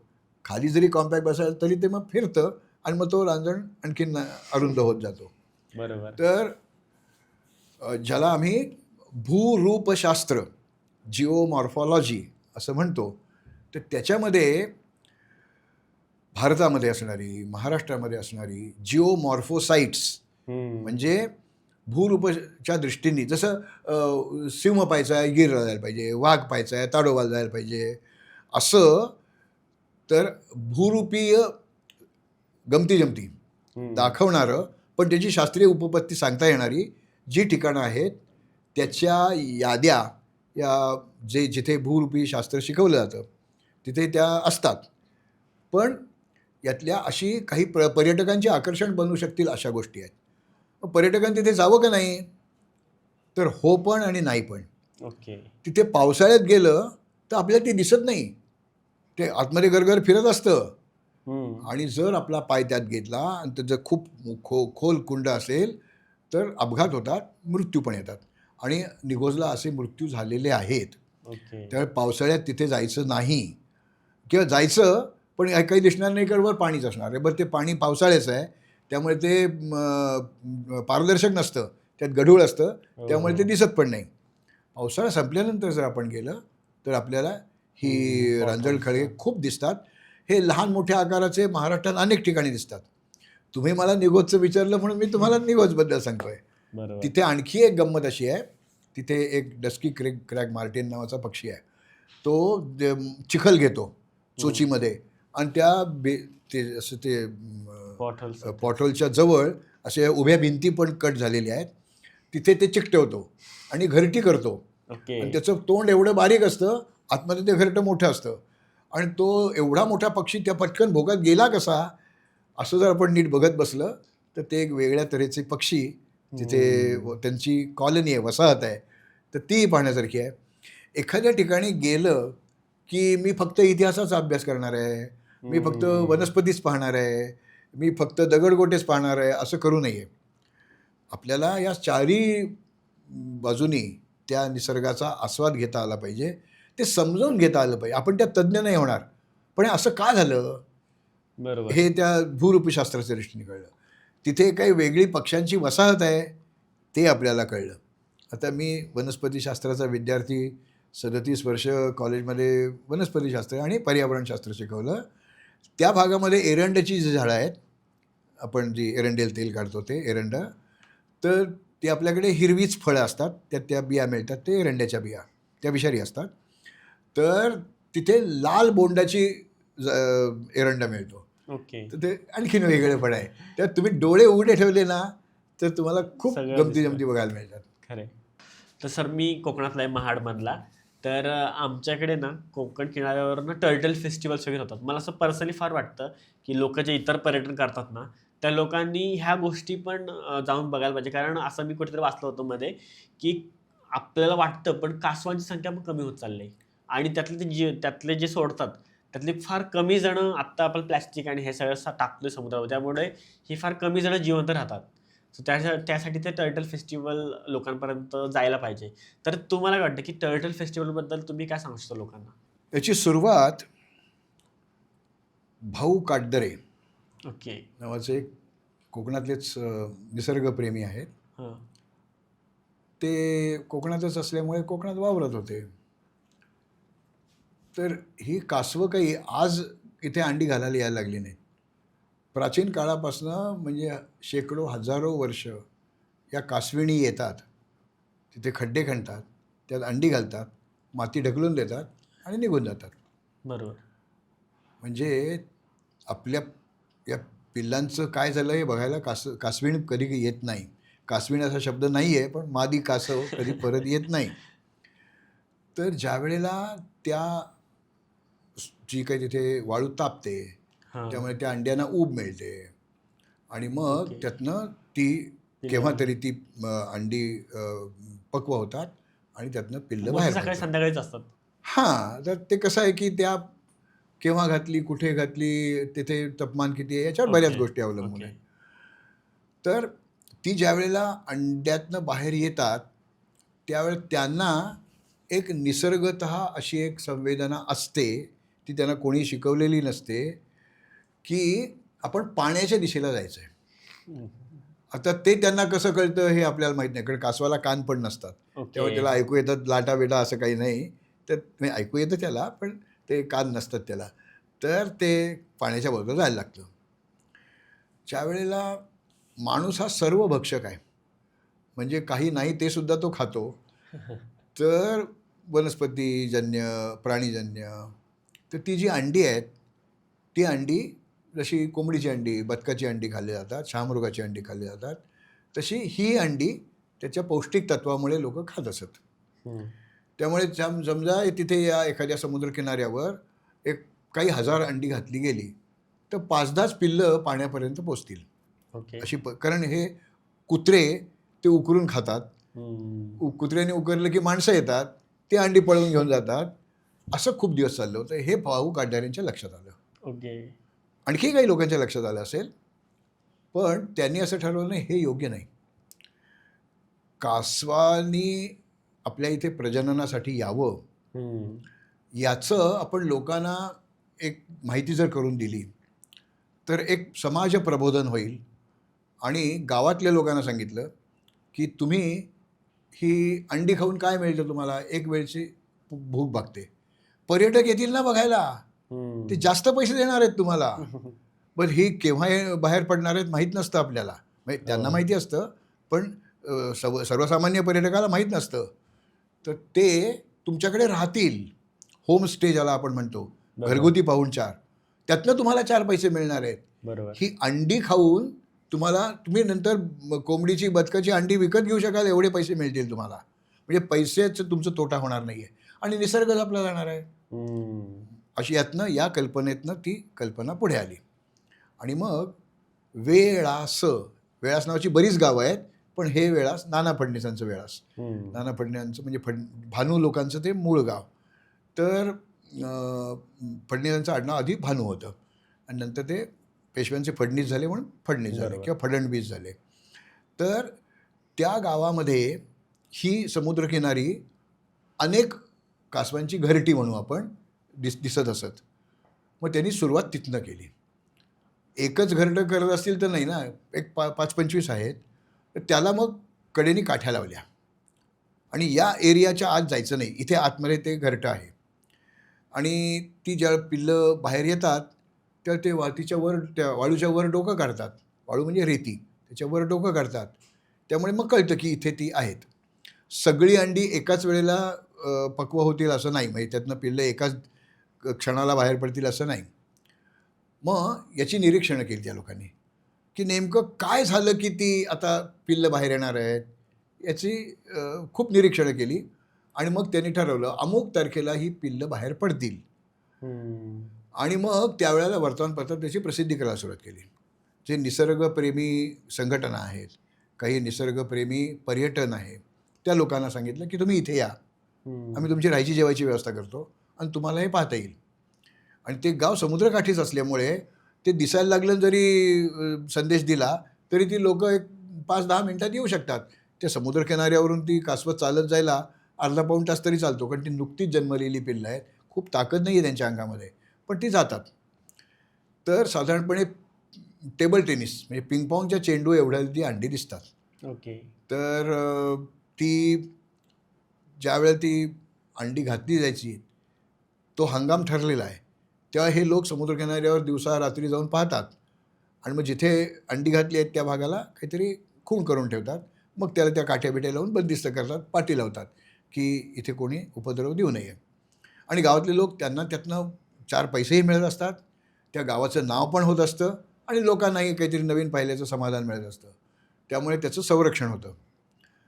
मग एकदा वेळासनी केलं तर आणखीन अनेक अशा अनेक गावांमधनं ते पसरत गेला. हा कासव महोत्सव करावा का नाही, कारण ती जी पिल्लं समुद्रात गेली त्यातली किती त्यांची जनगणना होत नाही ना, किंवा त्यातल्या फारच थोड्या कासवांना त्यांच्या पाठीवर त्या कासवाच्या पिल्लाला पाठीवर एक रेडिओ लहरी सोडील असं यंत्र उपकरण लावलं जातं. ओके. काही वेळेला ते समुद्राच्या पाण्यामध्ये खळबळत असताना ते पडून पण जातं. पण आपण गेल्या वर्षी इथे जे पिल्लू बाहेर गेलं त्यातलं तो नर कासव असेल किंवा मादी कासव असेल, ती जर मादी कासव असेल तर ती अंडी घालायला परत आली की कळतं आपल्याला त्या याच्यामुळे. ते म्हणजे कॉलरिंग असं त्याला म्हटलं जातं याच्यामध्ये निसर्गशास्त्रामध्ये. त्यांना कॉलरिंग केलं आहे, टॅगिंग केलं आहे. मग तीच कासवीण इथे आलेली आहे, म्हणजे ती तिच्या जन्मस्थानाला परत भेट द्यायला येते. आणि मग लक्षात आलं ही कासवं कितीही दूर गेली, म्हणजे आफ्रिकेच्या किनाऱ्यापर्यंत गेली तरी अंडी घालायला परत आपल्या जन्मस्थानीच येतात. हे आता आधुनिक शास्त्रामुळे कळलं, पूर्वीच्या काळी माहीत नव्हतं. तर याचंही लोकांना एक आकर्षण आहे. तर निसर्गामध्ये असे होणारे जे गमती आहेत, म्हणजे केनियामध्ये तिथे जे विल्डर बीस्ट म्हणून प्राणी आहेत ते ती मसाई नदी ओलांडून पलीकडे जातात. तर ओके. तिथल्या मगरी त्यांना ते विल्डर बीस्ट खातात, पण त्याला मास मायग्रेशन असं म्हणतात. लक्षावधी विल्डर बीस्ट एका देशातून दुसऱ्या देशात जात असतात. त्यांना ते ते पासपोर्ट बिसपोर्ट काही लागत नाही, व्हिसा तर अजिबात घेत नाहीत ते. पण ही गंमत पाहायला ड्रोन शूटिंग किंवा हेलिकॉप्टर राईड्स किंवा मचाणं बांधून त्याच्यावरनं पाहणं, हा जसा तिथे भरभराटीला आलेला उद्योग आहे, तसं इथे असणारे हे जे वन्यजीव आहेत, मग ते समुद्री गरुड असतील, ही ओके. कासवं असतील, किंवा एक प्रकारचं स्विफ्टलेट म्हणतात त्याला, पाकोळीचा एक प्रकार. त्या वेंगुर्ल्याजवळ निवती म्हणून एक गाव आहे, बरोबर. त्याला बर्न्ट आयलंड्स असं म्हणतात. तिथे काही समुद्रामध्ये असलेली बेटं आहेत, तिथे काही गुहा आहेत. त्या गुहामध्ये काही पक्षी अंडी घालायला येतात, त्यांची वीण वसाहत ती आहे. तर तिथे ती जी घरटी बांधतात ती स्वतःची लाळ वापरून ते असं ते गवत बिवत घालून असं ते किती एवढं ते असतं. भिंतीला आपण जसं एखादा लॅम्प लावतो, शेड लावतो, तसं ते ही भिंत आहे, ते असं ते त्या खोबणीमध्ये ती अंडी घालतात. तर इंडोनेशियातनं किंवा परदेशातनं चोरटे इथे येतात, ती घरटी काढतात बापरे. आणि मलेशिया, सिंगापूर, इंडोनेशिया तिथे ती घरटी विकतात. ओके. त्याचं सूप केलं जातं आणि त्याला काहीही किंमत मिळते. तर इंडियन इडिबल नेस्ट स्विफ्टलेट असं त्या पक्ष्याचं नाव आहे. मी शास्त्रीय नाव सांगून गोंधळ वाढवत नाही, पण ज्याच्या घरट्याचं सूप करून प्यायलं जातं अशी, आणि त्या प्रचंड किंमत येते. तर आपल्या लोकांना पत्ताच नव्हता हे काय चाललं आहे. मग काही निसर्ग अभ्यासकांच्या लक्षात आलं की ही इथे अशी स्मगलिंग चालत आहे, इथली स्विफ्टलेटची घरटी घेऊन जात आहेत लोक.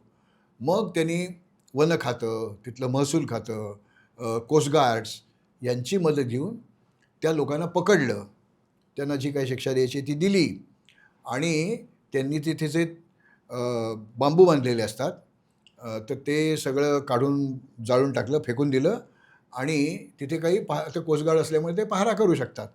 आता तिथले हे स्मगलिंग बंद झालं आहे, त्यामुळे ती वीण वसाहत आणखीन मोठी होती आहे. म्हणजे पूर्वी समजा 100च घरटी बांधली असतात तर 2000 बांधली जात आहेत.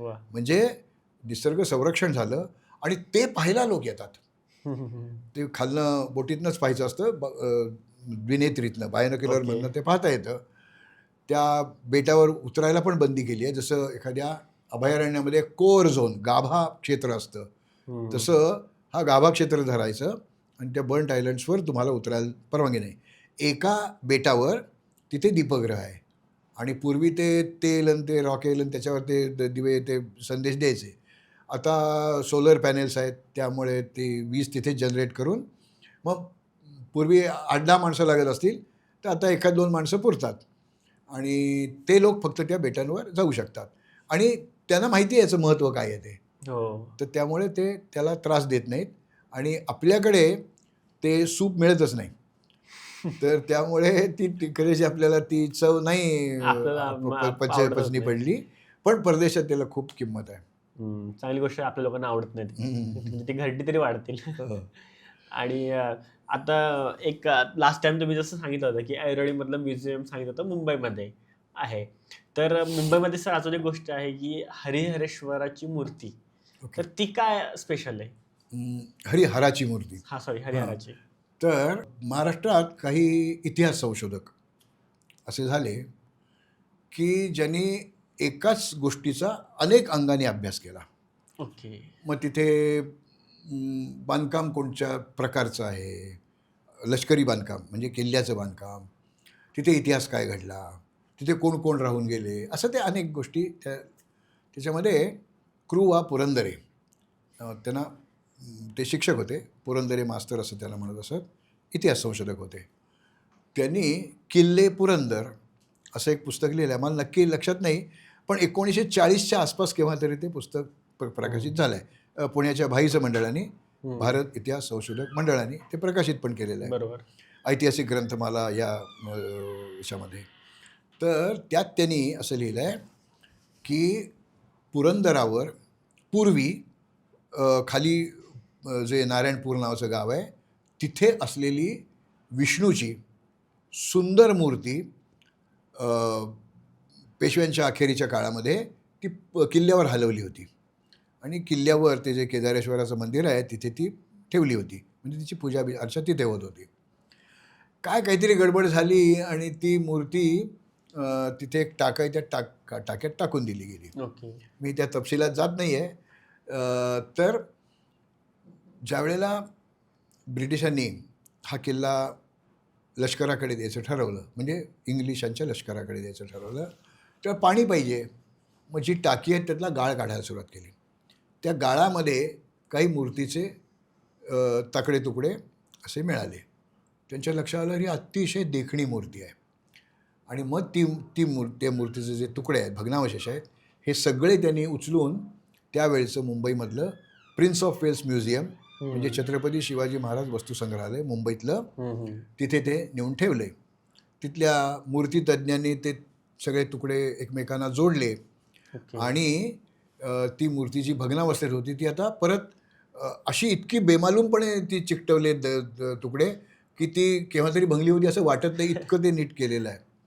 आणि तिथे त्यांनी त्या वस्तुसंग्रहालयात ती मूर्ती प्रदर्शित केली आहे. पुरंदरे मास्तरांच्या पुस्तकामध्ये किल्ले पुरंदरमध्ये असं लिहिलं आहे ही नारायणाची मूर्ती आहे, विष्णूची मूर्ती आहे. तर खरी गंमत कशी आहे की विष्णूच्या हातामध्ये 4 आयुधं असतात, शंख, चक्र, गदा, पद्म. तर हे सोपं करण्यासाठी शंखच्या ऐवजी श, पद्मच्या ऐवजी कमळाच्या ऐवजी प, चक्रच्या ऐवजी च, गदेच्या ऐवजी ग. तर विष्णूचे जे 4 हात आहेत त्या 4 हातामध्ये ती आयुध आहेत. ती कोणत्या क्रमाने आहेत याप्रमाणे त्या विष्णूचं नाव ठरतं.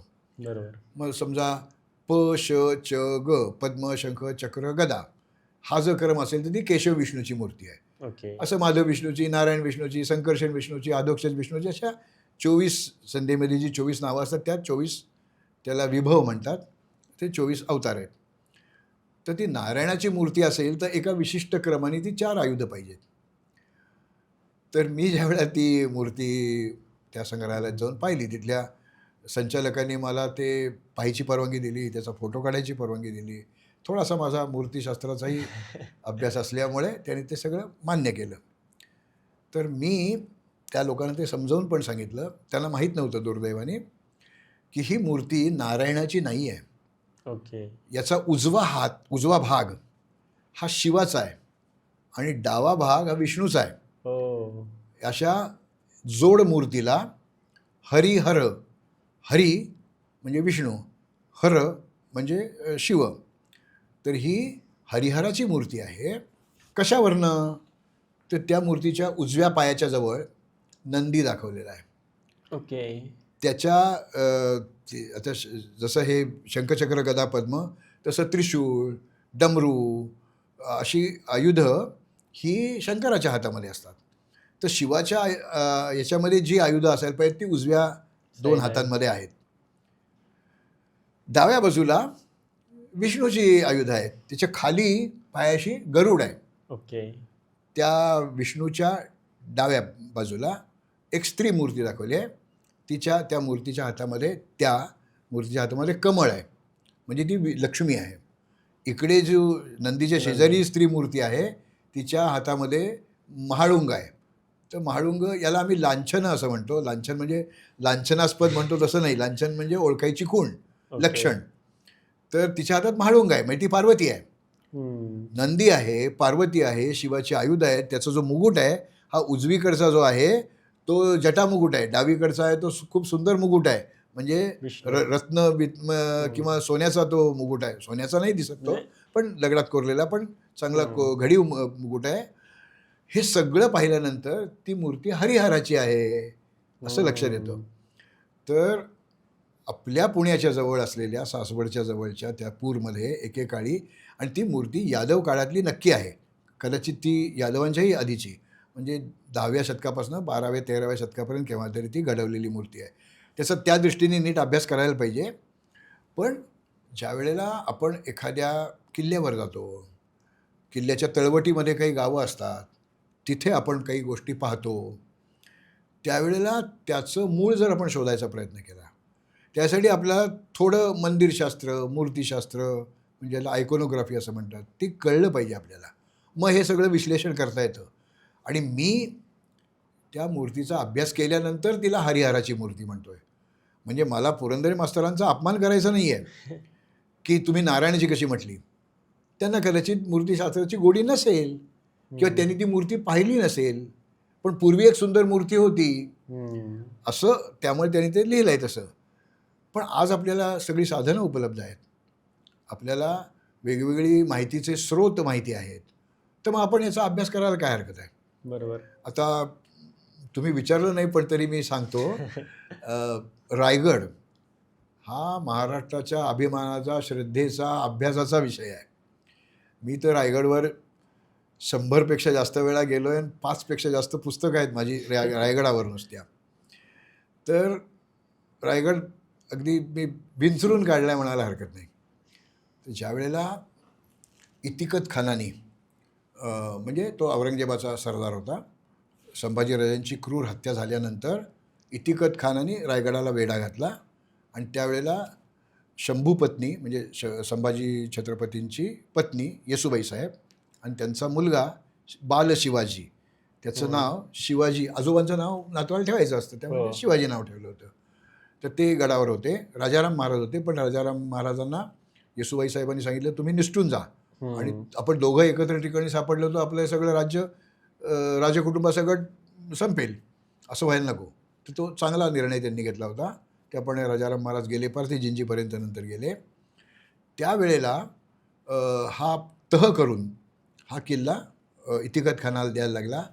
रायगड त्यांनी ताब्यात घेतला म्हणून रायगडाचं नाव इस्लामगड केलं गेलं आणि त्या इतिकत खानाला जुल्फिकार खान असा किताब मिळाला आणि मग तेच नाव पुढे नाव म्हणून वापरलं जायला लागलं. तो नंतर जुल्फिकार खान, आधीचं त्याचं नाव इतिकत खान. तर त्यावेळेला शिवाजी महाराजांनी जे या गडावर अत्यंत भव्य असं शिवमंदिर बांधलं आहे, त्यातली पूजनीय वस्तू म्हणजे काय, ते शिवलिंग.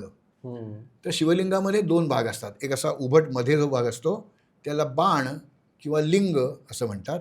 खाली जो वर्तुळाकृती भाग असतो त्याला शाळुंखा असं म्हणतात. आणि ते पाणी, त्याला अभिषेक किंवा स्नान घातल्यानंतर पाणी वाहून जाण्यासाठी जो असा लांबट भाग असतो तो नेहमी उत्तरेकडे असतो, त्याला आपण वारी मार्ग असं म्हणतो.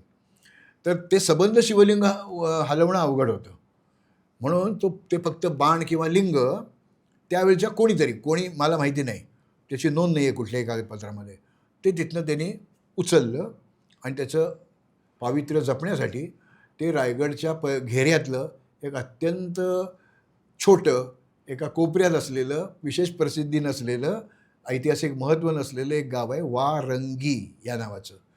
त्या वारंगीला तो बाण, ते शिवलिंग नेऊन ठेवलं.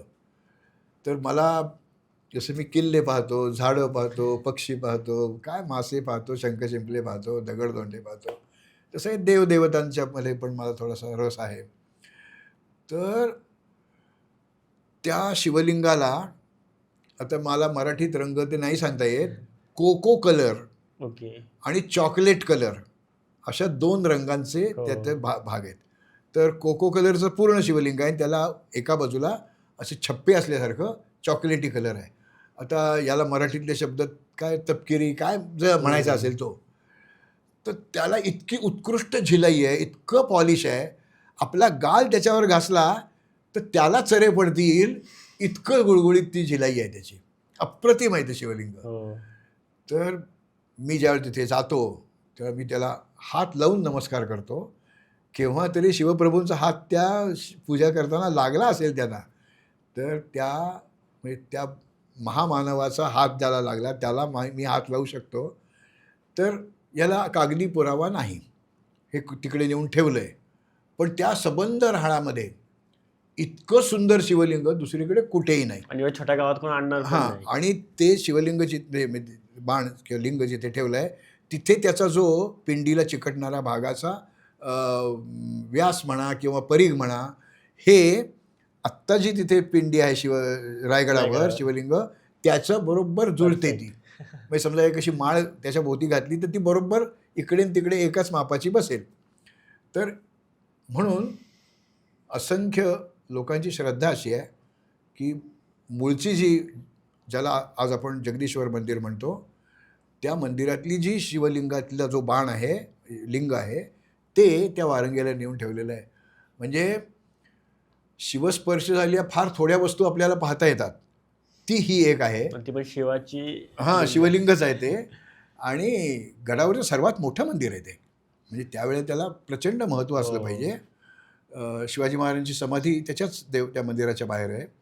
तर आपण एखाद्या गोष्टीला ऐतिहासिक कागदोपत्री पुरावा नाही म्हणून ते लगेच टाकाऊ आहे, ते खोटं आहे असं म्हणू नये. म्हणजे मी आता असं पॉडकास्टमध्ये सांगावं की नाही कोणास ठाऊक, पण एखाद्या योद्ध्याची वर्णनं मिळतात, तो असा शूर होता, तसा शूर होता, पण कुठेही तो कपडे घालवला याचा उल्लेख मिळत नाही ना. म्हणजे प्रत्येक गोष्टीचा पुरावा कागदोपत्री मिळेल असं नाही, पण असणारच ना कपडे घातलेले त्यांनी. तसं या इतकं उत्कृष्ट शिवलिंग त्या कोकणातल्या आडबाजूच्या खेड्यामध्ये असण्याची नाहीतर शक्यता नाही आहे. आणि ते परत मूळतः शिवाचं मंदिरच नाहीये. शिवाचं मंदिर नाही, ते मंदिर हनुमानाचं आहे. तिथे ती नेऊन ठेवली, नंतर मग आता ते शिवलिंग केलंय. तर आपल्या भटकंतीमध्ये असे खूप वेगळे अनुभव येतात. म्हणजे माझ्या तर अंगावर रोमांच येतात मी ज्यावेळेस त्या शिवलिंगाची आठवण करतो. माझ्याकडे फोटो आहे त्याचा. ठीक आहे, खरं आहे. म्हणजे one of the best thing आहे. आणि इव्हन मी सांगतो माझा अनुभव पण. आमच्या आता महाडमध्ये राहत असल्यावर म्हटल्यावर आम्हाला काही ते संध्याकाळचं दुपारचं निघालं तरी ते वारंगी गाव जाऊ शकतो. तर मी माझ्या एक डॉक्टर म्हणून मित्र आहेत, त्यांनी तुम्हाला व्हिडिओ कॉल लावून दिला होता मध्ये एकदा, तुम्हाला रायगडवर पण भेटले होते. तर त्यांना मी घेऊन गेलो होतो स्पेशली दाखवायला. तर रायगड त्यांच्यासाठी खूप मोठी गोष्ट आहे. तर मग त्यांना म्हटलं तुम्ही रायगडावर जाता, पण रायगडावरचं मूळ शिवलिंग तुम्हाला दाखवतो. त्यांनी तर गेल्यावर त्यांना म्हटलं हे बघा हे शिवलिंग आहे. त्यांना ते लगेच लक्षात आलं. म्हटलं हे जे आहे ना हे नॉर्मल नाहीये, हे साधा माणूस आणू शकत नाहीये, हे कुठेतरी राजांनी खूप पैसे खर्च करून वगैरे बनवलेलं वाटतंय. हे 100% आपलं असू शकतं. पुरावा जरी नसला तरी माझं मत झालंय की हे आपल्या रायगडावरचं आहे. त्यांनी मला मिठी मारली की स्वप्नील थँक्यू, तू मला हे दाखवलंस. हे आपण सगळ्या गोष्टी बघतो पण इथं रायगडावर गेलं कुठेही बोर्ड मला दिसत नाही की दुर्दैवाने हे पुण्यकर्म ज्या व्यक्तीने केलं, ते लिंग सुरक्षित ठेवलं, त्याचं नाव आपल्याला माहित नाही. म्हणजे तर आपण त्याला त्याच्याबद्दल आदरांजली नक्की वाहू शकतो ना. म्हणजे एवढं लोकांसाठी ते व्हॅल्यू आहे त्याची की छत्रपती शिवाजी महाराजांचा हात लागलेला. परत रायगडाच्या जगदीश्वराची मूळ शिवलिंग त्या वारंगी गावामध्ये आहे. खरंच म्हणजे म्हणतो ना आपण की म्हणतो की ज्या जगासाठी नाही पण माझ्यासाठी ते एक प्रकारे खूप महत्वाचं आहे. जगाला पुरावे नसतील आणि तर ते मान्य करत नाही, पण मला पुराव्याची गरज नाहीये की ते शिवलिंग वारंगी गावातलं हे रायगडावरचं आहे की नाही ते. तर तेच खरंच धन्यवाद सर, तुम्ही ते हा टॉपिक आपल्याला थोडा ऑफ टॉपिक जाऊन पण हा खरं घेतला, तर त्याला धन्यवाद. हा एक मस्त टॉपिक सांगितलं सरांनी. पण आता आपण आपल्या मूळ विषयाकडे येऊया की जे आपण म्हणतो की वेगवेगळ्या गोष्टी माहिती, रायगड वगैरे हे सगळ्यांना माहितीच आहे आणि त्याच्या पलीकडे आपण अजून काय काही गोष्टी महाराष्ट्रातल्या बघू शकतो. तर त्यामध्ये सर एक आहे की महाराष्ट्रामध्ये ना ॲस्ट्रो टुरिझम पण आहे. लोकांना फार कमी जणांना माहिती आहे की ॲस्ट्रो टुरिझम पण आपण केलं पाहिजे. ते कुठे कुठे आहे आणि काय काय आहे तुम्ही एक्सपिरियन्स केलेलं? आपल्याकडे ज्योतिर्विद्या आणि ज्योतिषशास्त्र असे 2 शब्द वापरले जातात, ॲस्ट्रॉलॉजी आणि ॲस्ट्रॉनॉमी. तर ॲस्ट्रॉनॉमी म्हणजे शास्त्रीय पद्धतीने ग्रहगोलांचा अभ्यास करणं किंवा अंतरिक्षाचा अभ्यास करणं, आणि ॲस्ट्रॉलॉजी म्हणजे मग ते भविष्य त्याच्यावर माझा काही विश्वास नाही, तर तो भाग. तर आकाशाचं निरीक्षण करणं हे एकेकाळी खूप सोपं होतं. कारण तुम्ही राहत असता त्या घरातनं बाहेर पडलं की सगळं आकाश दिसायचं. तर आता या विजेच्या दिव्यांचा इतका झगझगाट झालेला आहे की आपण एखाद्या भागात जाऊन पाहिलं तर 15, 20, 25, 30 डिग्रीपर्यंत फक्त प्रकाशाचंच साम्राज्य असतं. बरोबर. तिथे असणारी चांदणी, तो ग्रह असेल, तारा असेल, नक्षत्र असेल, रास असेल, दिसतच नाही. हम्म. म्हणजे माझा एक अनुभव तुम्हाला सांगतो. एकदा रायगडावर, त्यावेळेस रायगडावर रात्री हिंडायला परवानगी असायची. काही लोकांना मी घेऊन गेलो होतो. एका बाईंबरोबर एक शाळेतली मुलगी होती. तर ती सारखं आईला टोचत होती. तर म्हटलं, हिला काही अडचण असेल तर आपल्याबरोबर एक लेडी डॉक्टर आहेत. म्हणजे तुम्हाला काही अडचण असेल तर तुम्ही त्यांच्याशी. नाही नाही, काही नाही. परत थोड्या वेळाने ती आपली ती मी म्हटलं, काय तिचं म्हणणं आहे? ती म्हणाली, आता सूर्य मावळला आहे, आता सगळीकडे अंधार पडेल आणि आपण कोणीच टॉर्च आणलेला नाही आहे, तर आपल्या जिथे उतरलो आहे तिथे जायचं कसं? तर मी तिला म्हटलं, ठीक आहे, एवढंच आहे ना, तू काही घाबरू नको, मी आहे ना, काही काळजी करू नको. त्या मुलीला सांगितलं, म्हटलं माझ्या शेजारी बस, म्हणजे तुला भीती काय वाटणार नाही. तर काय मला जे काय मला सांगायचं होतं ते सगळं सांगत होतो. नंतर मग निघालो. ती मुलगी सारखी वर बघायची आणि खाली बघायची, वर बघायची आणि खाली बघायची. मला काही कळलं नाही, असं काय करते? हम्म. ती म्हटले, सूर्य नाही, सावली कशी पडते? तर चंद्राचं चांदणं एवढं असतं की त्याच्यात सावली पडते, हेच त्या मुलीला माहीत नव्हती. मुंबईची मुलगी होती. तिने सूर्य फक्त पाहिलेला होता, चंद्र असतो एवढं तिला समजत होती. तर बापरे. चंद्राचं एवढं चांदणं पडतं हेच माहीत नाही. अमावस्येच्या वेळेला गेलं तर सगळ्या चांदण्या आपल्याला बघायला मिळतात. म्हणजे जे काही ग्रह, तारे, नक्षत्र, कधी कधी धूमकेतू, हे सगळं बघायला मिळतं. तर ही कल्पना आता आपली कमी होत चालली आहे, कारण आपण शहरातनं राहतो. ते छोटं गाव असलं तरी त्याचा सुद्धा सिटी ग्लो खूप असतो. म्हणजे 5-10 डिग्री क्षितिजाच्या हो. वर आपल्याला काही दिसत नाही. तर काही दिसत नाही म्हणजे आकाशातल्या काही वस्तू दिसत नाहीत. मग अशा काही जागा आपल्याला सापडवता येतील का, की जिथे आज, याला इंग्लिश मी शब्द कमी वापरतो, परफेक्ट अंधार आहे. म्हणजे नक्की अंधार आहे, प्रकाशीय प्रदूषण नाही. तर अशी शासकीय पातळीवर 10-12 ठिकाणं त्यांनी हो. शोधली. त्याच्यामध्ये लोणार हे पण आहे. कारण त्या भागामध्ये औद्योगिकरण झालेलं नाही आहे, मोठं नागरीकरण झालेलं नाही आहे, त्यामुळे सिटी ग्लो जवळजवळ नाही आहे. हरिहरेश्वरसारखं ठिकाण जे समुद्रकिनाऱ्यावर आहे, त्या गावाचीच लोकसंख्या थोडी, गाव तिकडे झाडीमध्ये आहे आणि आपण समुद्रकिनाऱ्यावर. बरोबर. तर त्यामुळे तिथे अगदी भरपूर अंधार, जे आकाश निरीक्षणासाठी आवश्यक आहे, तो मिळतो. भारतामध्ये असं एकच ठिकाण आहे, हॅनले, हो. लडाखमधलं ठिकाण आहे. पँगॉंग त्सो, म्हणजे पँगॉंग जे सरोवर आहे त्याच्याजवळ ते हॅनले आहे. तर त्याला रात्री अंधारच असणारं अभयारण्य अशी मान्यता दिली गेलेली आहे भारताकडनं, की ओके. तिथे तुम्ही केव्हाही गेलात तरी तुम्हाला, तुम्ही लावलात तर दिव्याचा प्रकाश, नाही तर नाहीच. ते सगळं सैन्याच्या ताब्यात असलेला मुलूक आहे. तर तिथे आपण एक मोठं काय म्हणायचं, लॅबोरेटरी उघडलेली आहे आकाशाची निरीक्षणं करण्यासाठी. तर ती जी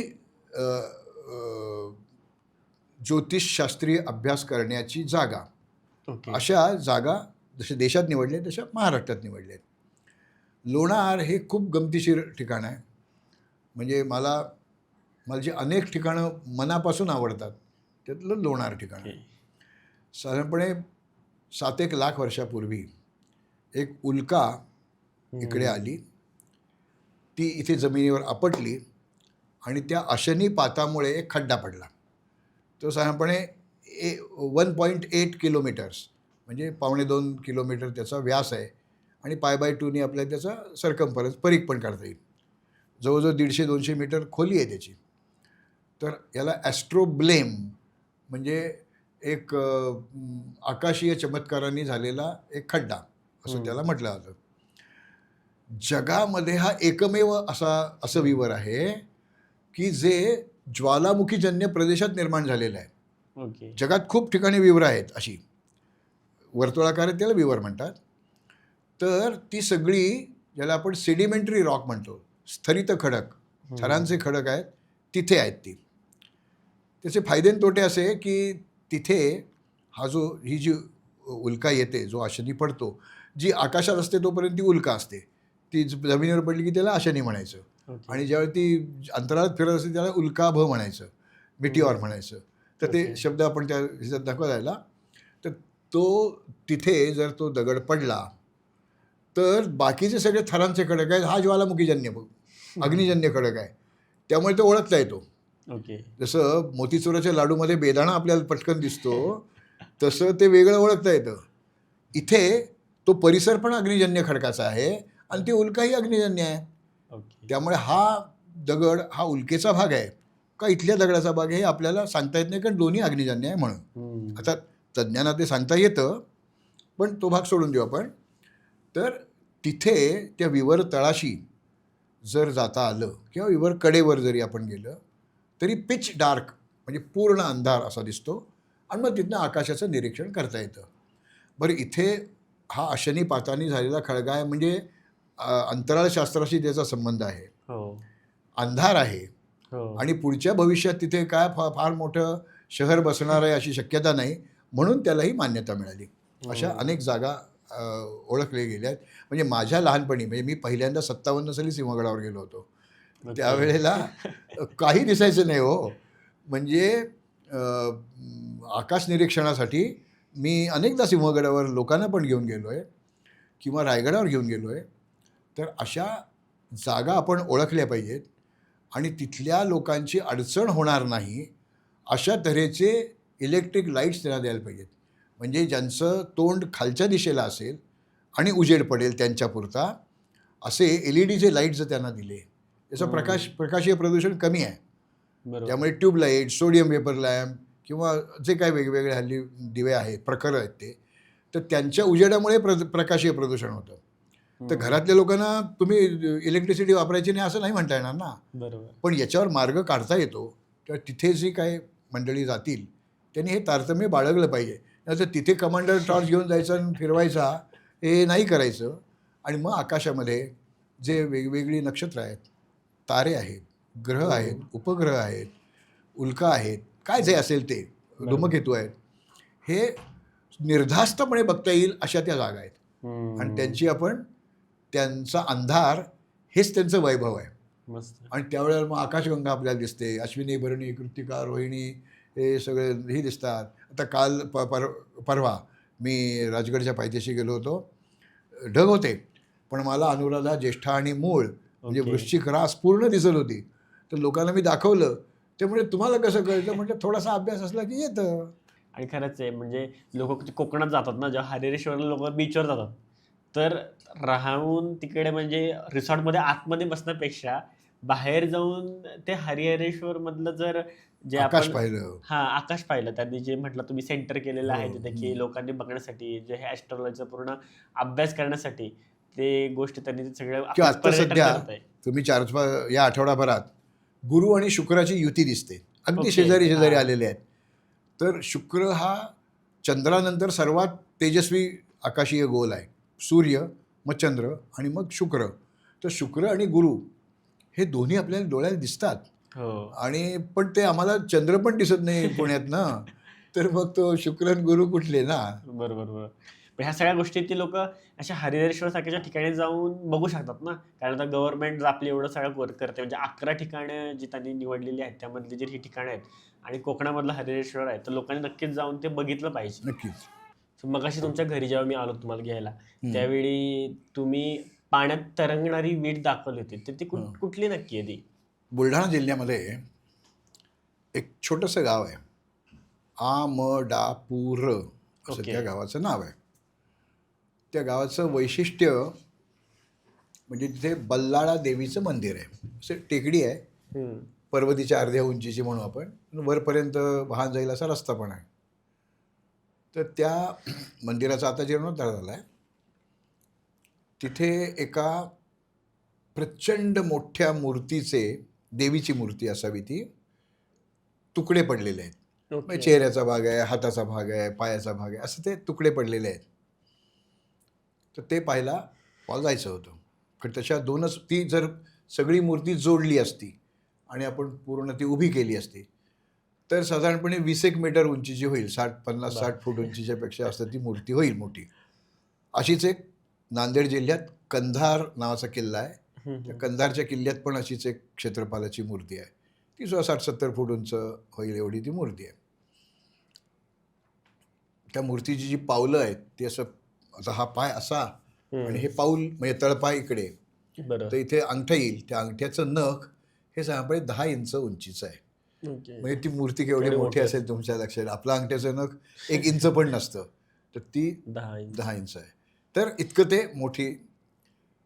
ते ज्यावेळी मी तिथे जायचं ठरवलं त्यावेळी ते म्हणाले, हां तुम्ही त्या पाण्यात तरंगणाऱ्या विटांचं मंदिर पाहायला चालल्यात होय. ओके.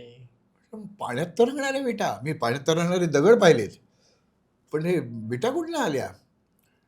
गेलो तिथे, तर ते पूर्ण मंदिर विटांनी एकेकाळी, आता ते जीर्णोद्धार झाल्यामुळे सिमेंट कॉन्क्रीट असं सगळं झालं आहे, विटांनी बांधलेलं आहे.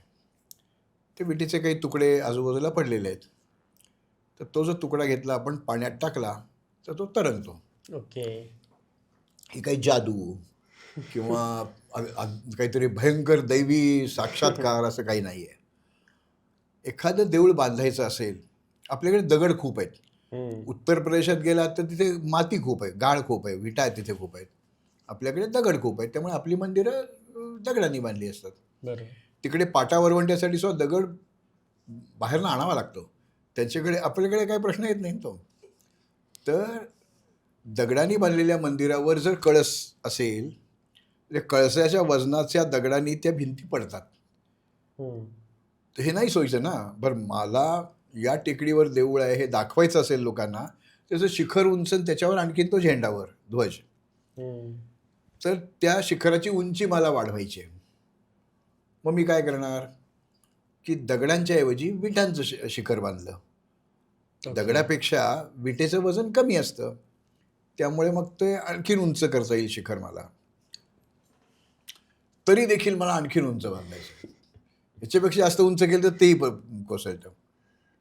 मग मी काय केलं, कळस पोकळ ठेवला, त्यामुळे वजन कमी झालं, आणखीन उंच करता आलं. आणखीन मला उंच करायचं आहे. मग विटेपेक्षा हलकं काही मिळत नाही ना असं उंच वगैरे करायचं. तर मग त्यांनी काय केलं, तो जो गारा असतो, गारा म्हणजे विटा तयार करण्यासाठी जो चिखल तयार केलेला असतो तो तुडवतात, तो मळतात चांगला, आणि मग त्याच्या त्या साच्यामध्ये घालून विटा करतात. त्याच्यामध्ये घातली घोड्याची लीद.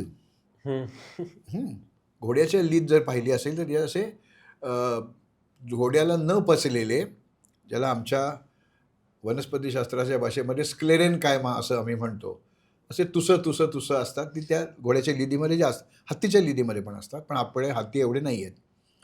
ती घोड्याची लीद त्या गाऱ्यात घालायची आणि ते सगळं एकत्र कालवायचं आणि ते तिंबायचं चांगलं, त्याच्या विटा करायच्या. ती वीट जेव्हा भाजली जाते तेव्हा ते तुसतुस जे असतं ते जळतं.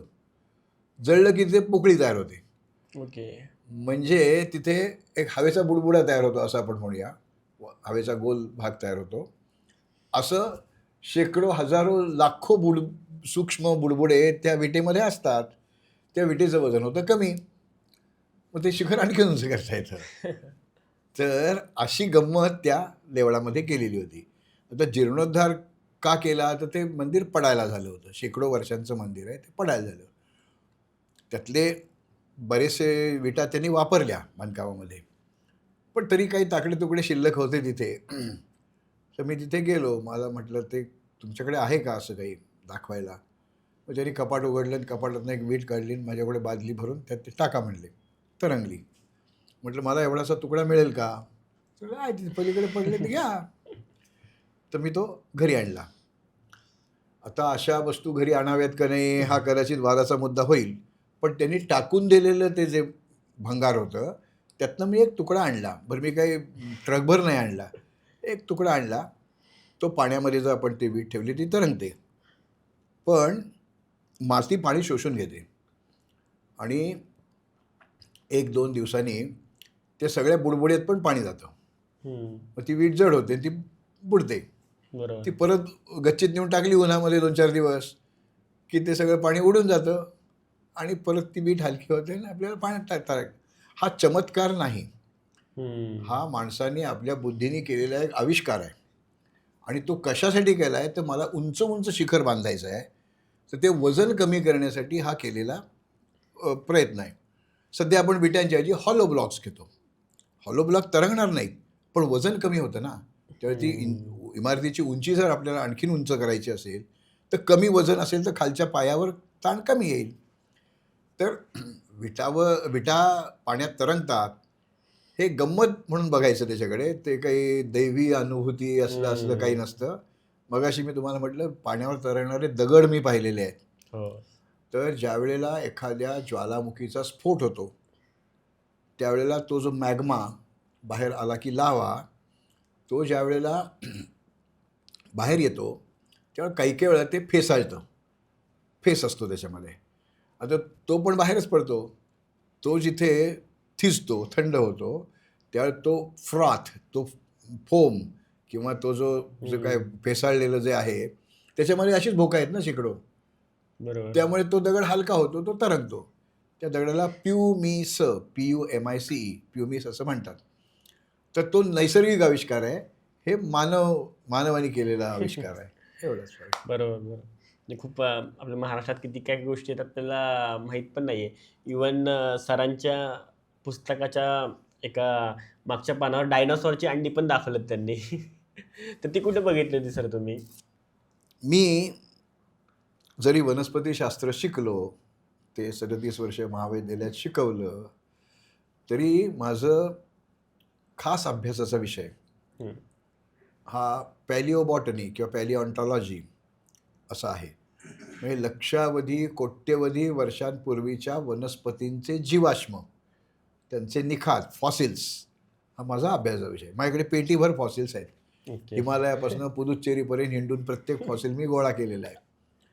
अगदी लेटेस्ट फॉसिल माझ्याकडे 2-5 लाख वर्षापूर्वीचा आहे आणि जुन्यात जुना फॉसिल माझ्याकडे 1 अब्ज वर्षापूर्वीचा आहे. बापरे!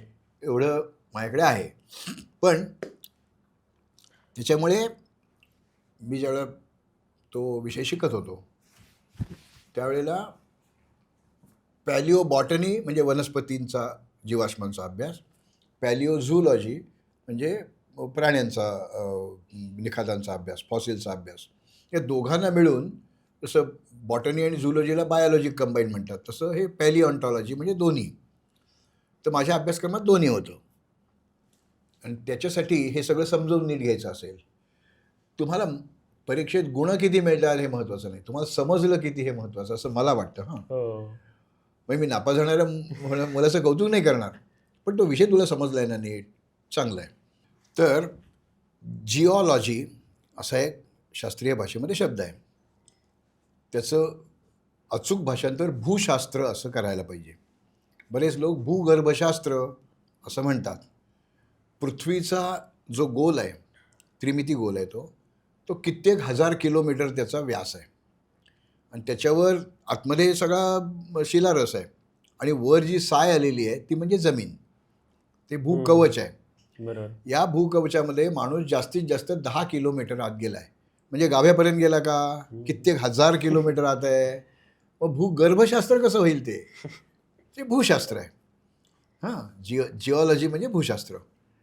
तर त्या जिओलॉजीचा पण मला अभ्यासक्रमात होता म्हणून मी अभ्यास केला. तर त्यावेळी माझ्या असं लक्षात आलं की आपल्या या अग्निजन्य खडकांच्या प्रदेशामध्ये काही विशेष फॉसिल्स म्हणजे निखात, वनस्पतींचे जीवाश्म नाही सापडत. पण मुंबई, सावंतवाडी किंवा इकडे चंद्रपूर, गडचिरोली, यवतमाळ या भागामध्ये म्हणजे महाराष्ट्राच्या टोकाच्या भागामध्ये स्थरित खडक आहेत, म्हणजे सेडिमेंटरी रॉक्स आहेत. तर तिथे आपल्याला जीवाश्म सापडू शकतील. मी अगदी एप्रिलच्या भर उन्हामध्ये चंद्रपूर त्यावेळेचं चंद्रपूर अखंड चांदला जिल्हा म्हणायचो आम्ही त्याला, राजुरा नावाचा एक तालुका आहे, त्या जंगलामध्ये मी फॉसिल गोळा करत बसलो होतो माझ्या PhDच्या कामासाठी. तर तिथे माझ्या असं लक्षात आलं, आता चंद्रपूर किंवा तो भाग म्हटलं की इकडच्या लोकांना फक्त बाबा आमटे माहिती आहेत. तर बाबा आमट्यांनी कुष्ठरोग्यांसाठी जे अफाट काम केलं आहे त्याला तोड नाही आहे. तर तिथे जायचं, त्या महामानवाचं दर्शन घ्यायचं, त्यांचे आशीर्वाद घ्यायचे. म्हणून मी आनंदवनात पण गेलो होतो. त्या आनंदवनामध्ये तिथे जे आदिवासी आहेत त्यांच्याकडे पैसे नाही आहेत, म्हणजे दारिद्र्य खूप आहे आणि हे बाबा आमटे त्यांचे चिरंजीव प्रकाश आमटे, विकास आमटे आणि त्यांची पुढची पण पिढी, की ती सगळीच मला माहिती आहेत. तर ते लोक सगळ्या गोष्टी फुकट देतात. औषधं फुकट, ऑपरेशन्स फुकट, काय जे असेल ते. आणि मग लोकांकडनं त्यांना जे काय देणग्या मिळतात त्याच्यावर त्याचा सगळा तो महारोगी सेवा समितीचा कारभार चालतो. तरी आदिवासींना असं वाटतं ना, की मग काहीतरी देऊया यांना. मग कुठे चांगला दगड मिळाला, एखादा स्फटिक झिओलाईट मिळाला, तो त्यांना द्यायचा. कुठे एखादं काहीतरी पक्ष्याचं पिल्लू मिळालं, वाघाचं पिल्लू मिळालं, असं ते त्यांना द्यायचं. त्यांच्याकडे खूप दगड आहेत असं मला कळलं होतं. तर वर्ध्यावरनं आनंदवनात जाताना वाटेमध्ये एक पिजदुरा या नावाची एक वस्ती आहे. मी गाव पण म्हणत नाही आहे, वस्ती आहे. तर त्या लोकांना गोंडी भाषा येते, मराठी काही एवढं त्यांना येत नाही नीट. तर पिजदुऱ्यामध्ये गेल्यावर समजा आपण म्हटलं आम्हाला ते डायनोसॉरची अंडी पाहिजे, त्यांना काही कळणार नाही. आधी डायनोसॉर म्हणजे काय, ते अंडी काही नाही. बल्ला बल्ला म्हणजे दगड. मग मला त्यांनी सांगितलं बल्ला, म्हटलं हो. ते तिकडे त्यांनी तिकडे म्हणलं, तिकडे जा. असे 4 काड्या दगडाची ही रचाई केली होती. 4 काड्या होत्या. त्याला केव्हा तरी त्या झेंड्याचा रंग पांढरा असावा किंवा भगवा असावा. ते आता काय डिकलराईज झालं होतं काही नाही. तिथे गेलो आणि ते बघितलं. तिथला जो देव आहे तो बघितला. ते डायनॉसॉरचं अंड होतं. मग मी तिथे गेलो आणि तिथे कौस्तुभ आमटे जे आहेत त्याला, आणि त्या भारती बहिणी पण होत्या, म्हणजे विकास आमट्यांच्या पत्नी होत्या. तर म्हटलं मला जर तुमच्याकडचे दगड पाहू देत ना. तर म्हणजे त्या त्या पलीकडच्या खोलीत जा, ते दगड टाकलेले आहेत सगळे ह्या आदिवासींनी दिलेले. मी म्हटलं मला एक अर्धा पाऊण तास तरी लागेल, कारण मला थोडंसं भूशास्त्र कळत असल्यामुळे तो जिओलाईट आहे का काय स्टेलबाईट आहे काय जे आहे ते मला कळेल. इथे काय तऱ्हेचे जिओलाईट्स मिळतात किंवा काय मिळतात दगड, काही फॉसिल्स आहेत का.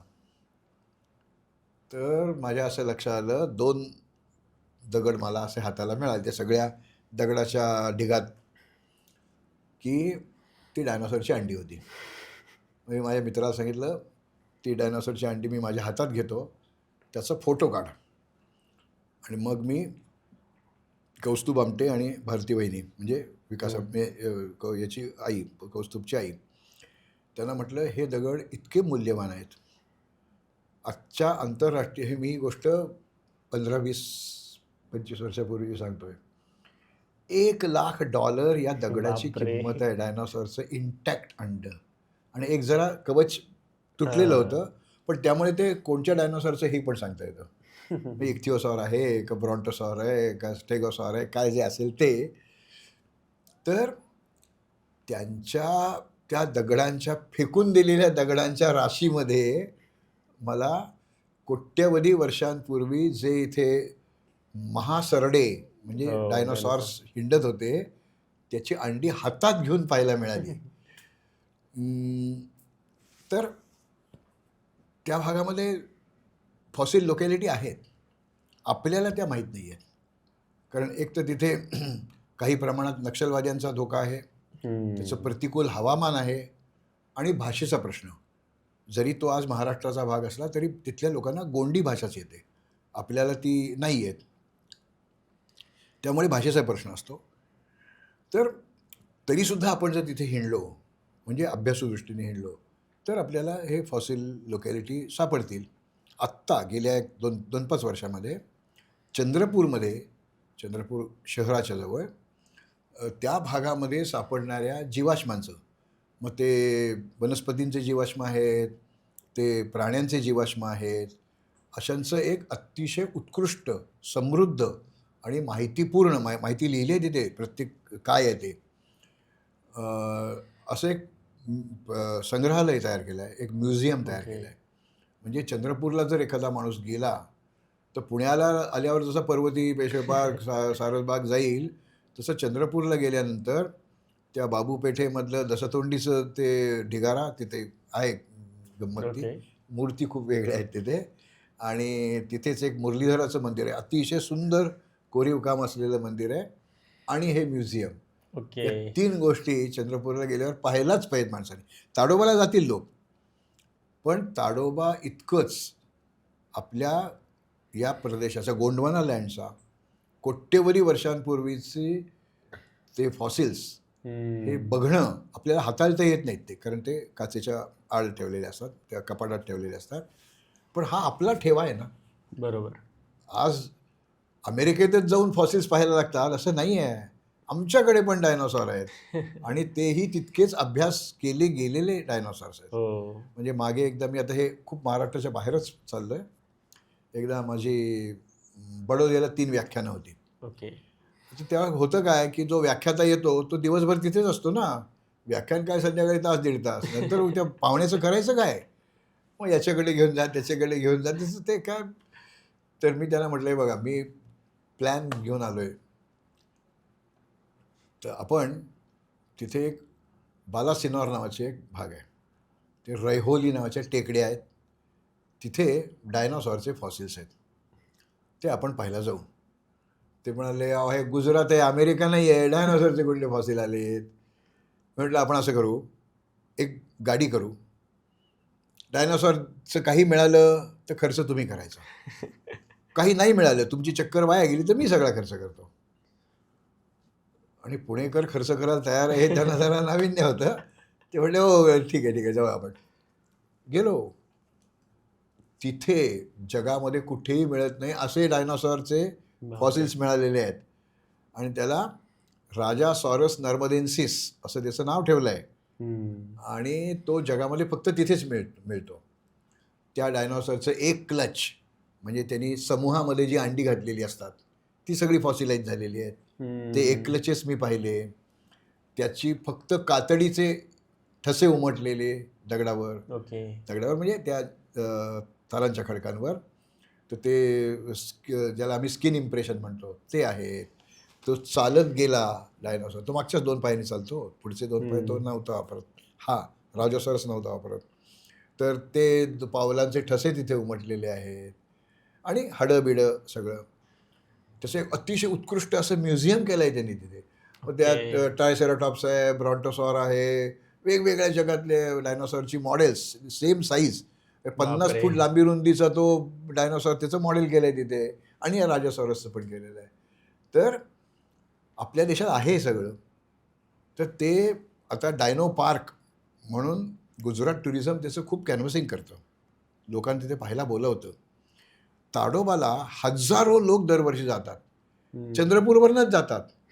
त्यांना जर सांगितलं हे इथे डायनासॉरचं आणि इतर अनेक वनस्पतींचे जीवाश्म असलेलं एक संग्रहालय आहे, तर त्या भागात आणखीन लोक जातील ना, औत्सुक्याने जातील.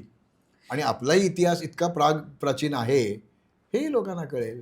महाराष्ट्र आहे ना, तो पूर्ण व्हॅलींचा प्रदेश आहे. म्हणजे आपण महाराष्ट्राबद्दल पॉडकास्ट करतो तर व्हॅलीज दऱ्याखोऱ्यांचा प्रदेश आहे. हा, दऱ्याखोऱ्याचा प्रदेश आहे. आता तर पावसाळा वगैरे मध्ये लोक तेच फोटो टाकायचं की ही व्हॅली, ती व्हॅली, ती व्हॅली. तर तुम्ही आम्हाला महाराष्ट्रातल्या कुठल्या चांगल्या व्हॅलीज आहेत तुम्ही सांगू शकता?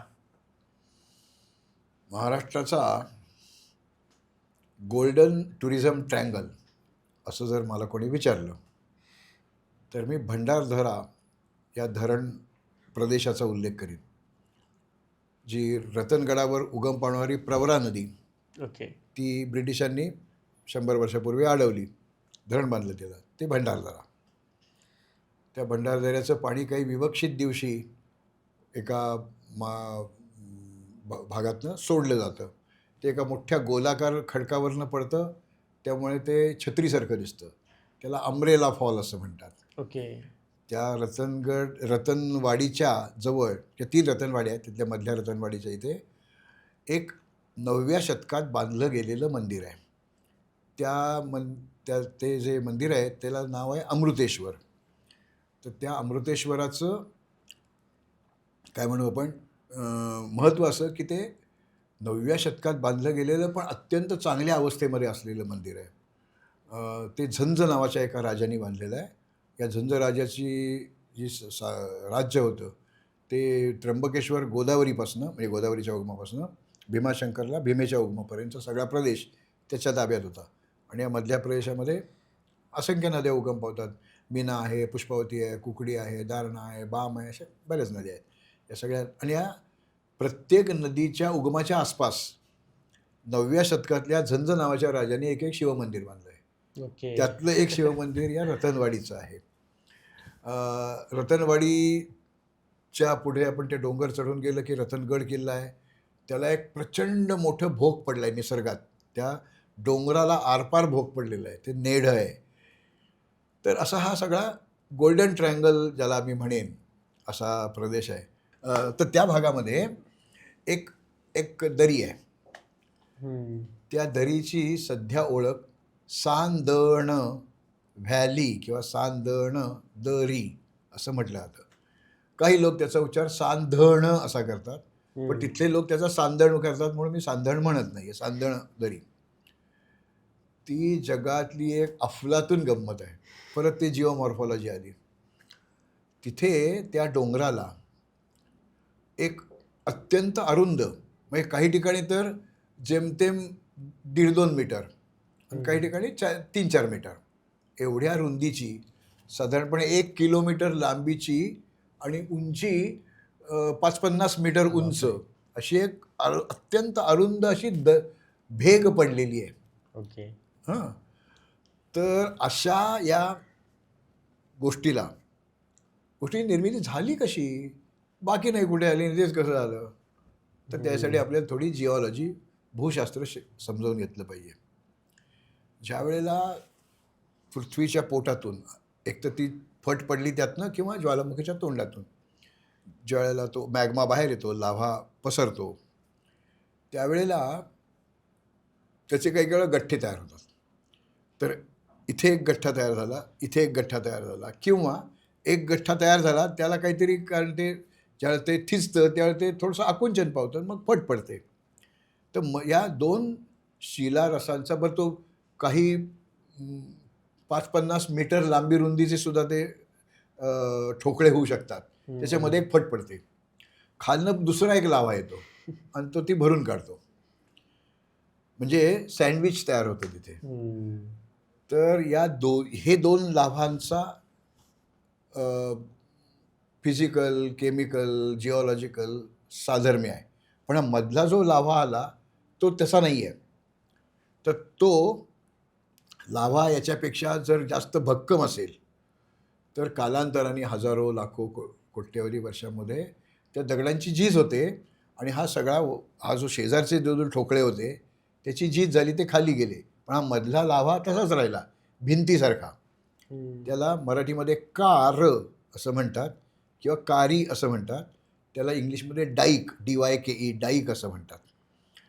तर लोणावळा खंडाळ्याजवळचं नागफणी किंवा माळशेज घाटामधला मोरोशीचा भैरवगड अशी ठिकाणं ही अशा डाईकची आहेत. पण काही वेळेला उलटं होतं. हा मध्ये जो नंतर लावा आला तो पटकन झीज होणार आहे, मग त्याची झीज झाली आणि हे जुने जे पहिले होते ते तसेच राहिले. ओके. त्यामुळे तिथे घर तयार झाली. तर तो नंतर लावा किती लांब रुंद फटीमध्ये जमला तो सगळा झीज होऊन निघून गेला. अशी डाईक नाणेघाट जो आहे जुन्नरजवळचा तिथे ही डाईकच आहे. ती म्हणजे सॉफ्ट डाईक असं म्हणतो आम्ही आणि जो टिकून ती कार राहते तो हार्ड डाईक. तर ही सॉफ्ट डाईक आहे आहे म्हणजे अजूनही बघता येते. तर या दोन्ही दगडांपेक्षा हा मधला दगड वेगळा आहे, तुलनेने सॉफ्ट आहे. शेवटी दगडच आहे तो, म्हणजे अगदी लोण्यासारखा तो मऊ नाही आहे. पण गेल्या हजारो लाखो वर्षात त्याची झीज होत गेली आणि तिथे ज्या नदी काळू नावाच्या नदीचं ते उगम स्थान आहे, त्यातनं ते वाहत वाहत पाणी ते आणखीन खोल म्हणजे ते खालचे दगड आणखीन निसटत गेले. त्यामुळे हे एक अद्भुत भू आविष्कार, त्याला सांदण दरी असं म्हणतात. त्याला शॅडोलेस व्हॅली असंही म्हणतात. ओके. कारण सूर्य जेव्हा डोक्यावर असतो तेव्हाच फक्त खाली ऊन असतं, बाकी तिथे सूर्याचं ऊनच पडत नाही, त्यावेळी सावली पडत नाही, म्हणून शॅडोलेस असं काय ते नावं काही द्यावीत. पण एक अत्यंत वेगळा भू आविष्कार म्हणजे ही सांदण दरी. असा तिथे जी बाकीची छोटी छोटी गावं आहेत, वस्त्या आहेत, तिथे आत्ता म्हणजे पाऊस अजून सुरू होतोय त्यावेळेला लक्षावधी काजवे दिसतात. ओके. म्हणून मी गोल्डन ट्रायंगल जो म्हणतोय ते प्राचीन देऊळ आहे, तो धबधबा आहे, ते मंदिर आहे, काजवे आहेत, ही सांदण दरी आहे. सगळंच. म्हणजे एखादा पर्यटक तिथे गेला तर त्याला इतक्या वेगवेगळ्या, तो रंधा धबधबा तो प्रचंड कोसळत, तो बारमाही नाही, तो तात्पुरताच असतो. ते पावसात तो दिसतो, नंतर 7-8 महिने दिसतो.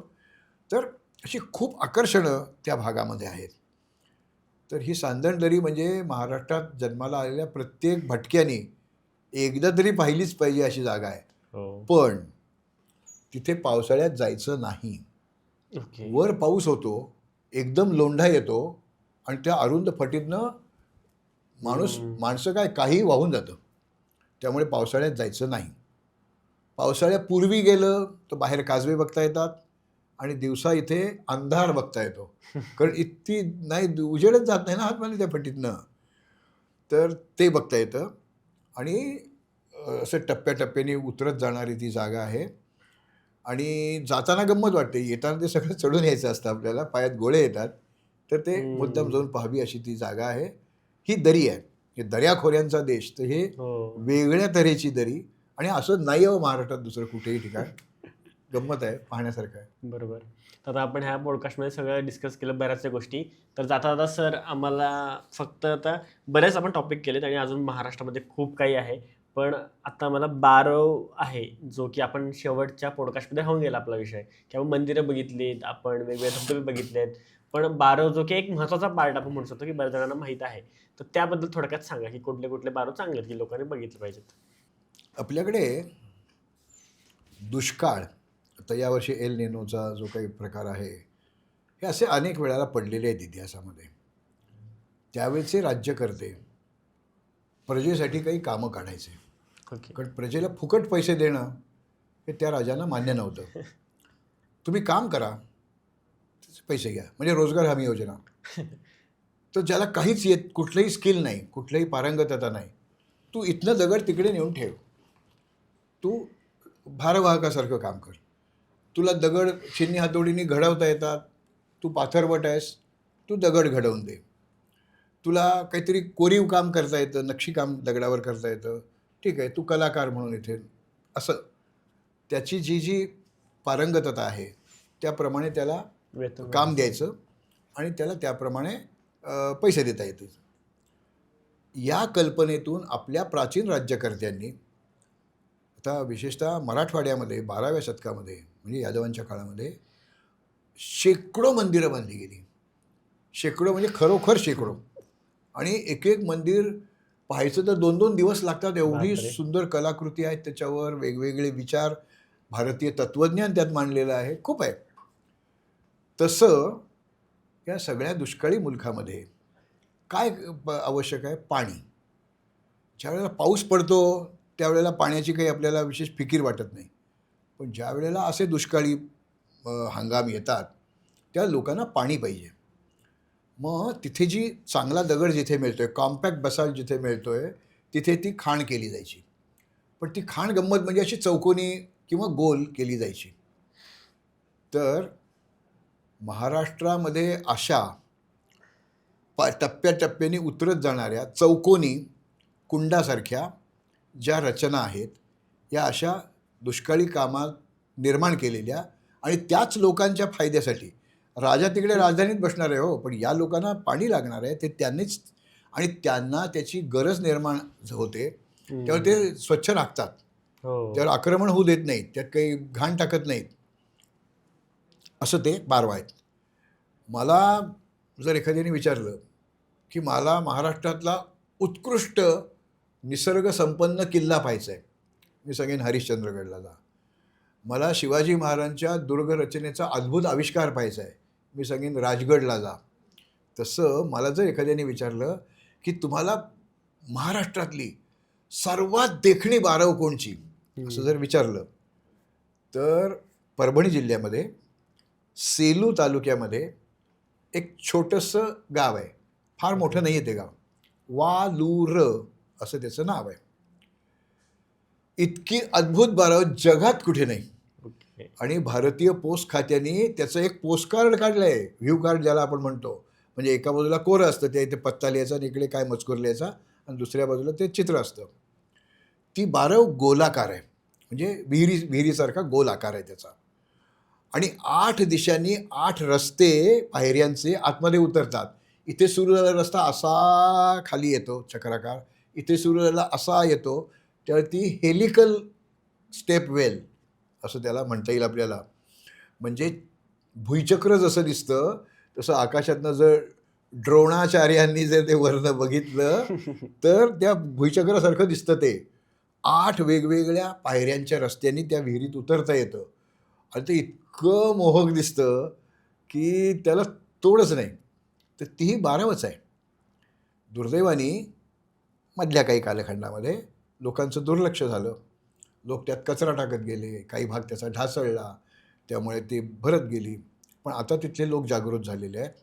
त्या गावांनी श्रमदान करून ते सगळं जे काही डबर, प्लॅस्टिकच्या बाटल्या काय जे आहे ते सगळं बाहेर काढलं आणि दिवाळीमध्ये त्या प्रत्येक पायरीवर पणत्या लावून तो तर अद्भुत आविष्कार आहे. दीपोत्सव. दीपोत्सव आहे तो. आणि अशी जगात कुठे नाही अशी एक बारव महाराष्ट्रामध्ये आहे. वालूर, परभणी जिल्हा, सेलू तालुक्यामध्ये ती आहे. म्हणजे मी नेहमी म्हणतो की भटक्यांनी काय काय पाहिलं पाहिजे, तर या गोष्टी ही सांदणदरी पाहिलीच पाहिजे. वालूरची बारव पाहिलीच पाहिजे. अशा बारव आहेत. तर या बारवांचं निर्मिती ही दगडाची खाण केली, तेच दगड वापरून ते कडेचं बांधलं, किंवा आणखीन गावामध्ये काही आणखीन बांधकामं करायची असतील, देवळं बांधायची असतील तर ते केलं. आणि पाण्याचा, शुद्ध स्वच्छ पाण्याचा त्या वस्तीसाठी कायमचा पाणी पुरवठ्याची सोय आपल्या राजांनी केलेली आहे. तो वारसा आपण जपला पाहिजे. जसं किल्ल्यांचा अभ्यास लोकांनी केला आहे, देवळांचा अभ्यास केला आहे, तसा बारव स्थापत्याचा अभ्यास नाही केलेला ना कोणी. तर ते, आणि हजारो बारवा आपल्याकडे आहेत. काही ना तिथे ते विहीर पण म्हणतात, काही ना ते बारव म्हणतात, काही ना पुष्करणी म्हणतात, काही ना कुंड म्हणतात. आता मनसरजवळ एक अतिशय सुंदर बारव आहे, किंवा शिरूर तालुक्यामध्ये कारण तो दुष्काळी भाग आहे त्यामुळे तिथे बारवा जास्त आहेत. एक पांडेश्वर म्हणून बारामतीच्या बाजूला एक आहे, तिथे एक बारवा. अशा अनेक बारवा आपल्या. हे रतनगड मगाशी जो म्हटला, तर रतनगडच्या त्या म्हणजे अमृतेश्वर मंदिराच्या जवळ एक अशीच बारव आहे. त्यात 12 कोनाडे आहेत आणि त्या 12 कोनाड्यांमध्ये 8 त्यातल्या केशवाच्या मूर्ती आहेत, 2 कोनाडे रिकामे आहेत, आणि 2 याच्यामध्ये त्या मूर्ती भग्न झाल्यामुळे त्या केशव विष्णू आहेत का काय ते कळत नाही, पण विष्णूच्या मूर्ती आहेत, आणि 2 मध्ये काही नाही आहे. तर त्या अशा ज्या प्रदेशामध्ये पाण्याची अडचण आहे तिथे बारवा निर्माण केलेले आहेत. अशा खूप मोठ्या प्रमाणामध्ये विहिरी गुजरात आणि राजस्थानमध्ये आहे. स्टेप वेल्स असं त्याला म्हटलं जातं. स्टेप म्हणजे पायऱ्या, वेल म्हणजे विहीर. 2-2 मजली, 5-5 मजली, 7-7 मजली या बारवांचा मोठा भाऊ म्हणजे त्या स्टेप वेल्स. मंकोडी नावाचा एक माणूस आहे, त्यांनी त्या बारवांचा अभ्यास केला आहे, त्यांचं ॲनालिसिस केलं आहे, त्याचं काळ ठरवलं आहे, तिथे जी शिल्प मिळतात, जे शिलालेख मिळतात त्याचा त्यांनी अभ्यास केला आहे. अशा अनेक बारवा आहेत, तिथे शिलालेख आहेत, तर ते आपण पाहिले पाहिजे. तिथे आपल्या आसपाससुद्धा छोट्या मोठ्या गावांमध्ये छोट्या मोठ्या बारवा आहेत. तर मनसरची जी बारव आहे ते जरी एक जवळजवळ 5 म्हणजे 1-1.5 मीटर उंचीचा शिलालेख आहे, संस्कृत मला शिलालेख आहे. आणि त्या मनसरचं जुनं नाव काय होतं, तिथे कोणाचं राज्य होतं, कोणी ती बारव निर्माण करण्यासाठी दान दिलं, हे त्या शिलालेखात संस्कृतमध्ये लिहिलेलं आहे. माझ्या पुस्तकामध्ये मी तो संबंध शिलालेख पण छापला आहे. तर बारव स्थापत्य हा महाराष्ट्राचा खूप दुर्लक्षित राहिलेला प्रकार आहे. बरोबर, पाहिलं पाहिजे आपण ते. नक्कीच. आणि आय होप की लोक आता, जसं की आपला उद्देश असा होता की ह्या पॉडकास्ट मार्फत लोकांना वेगवेगळे पर्यटन आहे, वेगवेगळ्या महाराष्ट्राच्या गोष्टी आहेत त्या माहीत व्हाव्या, आणि त्या माहिती होण्यासाठी आपल्याला आपले घाणेकर सरांनी फार मदत केली. तर धन्यवाद सर, मी तुम्हाला थँक्यू म्हणतो की तुम्ही इथे आलात, आमच्या सगळ्या आपल्या ऑडियन्सला सगळं गाईड केलं, आणि तुमचं जे सगळं ज्ञान आहे ते त्यांच्यापर्यंत पोहोचवलं. सरांची पुस्तकं तर आहेतच, तुम्हाला अजून जर गोष्टी माहिती करून घ्यायची असतील तर सरांची पुस्तकं नक्की वाचा. त्यामध्ये आणि जे जे अनुभव घेतले ते सगळे लिहून काढलेले आहेत, त्यामुळे ते पुस्तकं नक्की वाचा. मला एक थोडी भर घालायची याच्यामध्ये की तुमच्यासारख्या नामवंत चॅनेलमध्ये मला बोलावलं आणि माझ्यासारख्या उन्हाळ माणसाची बडबड ऐकून घेतली. याच्याबद्दल तुमचे आभार. याचं ध्वनिचित्रमुद्रण ज्यांनी केलेलं आहे त्यांचे आभार. आणि ते जे आपले एडिटिंग सगळे वगैरे श्रोते असणार आहेत ते आणि बाकीची सगळी टीम, या सगळ्यांचे आभार मानण्यासाठी माझ्याकडे एकच शब्द आहे, तो म्हणजे धन्यवाद. धन्यवाद याचा अर्थ तुमच्या पुढे बोलून मी धन्य झालो, यात वाद नाही. तर नक्की लाईक करा, कमेंट करा, चॅनल सबस्क्राईब करा आणि जाणून घ्या आपल्या लोकांच्या गोष्टी आपल्या मराठीत, फक्त आणि फक्त दी मराठी पॉडकास्टवर.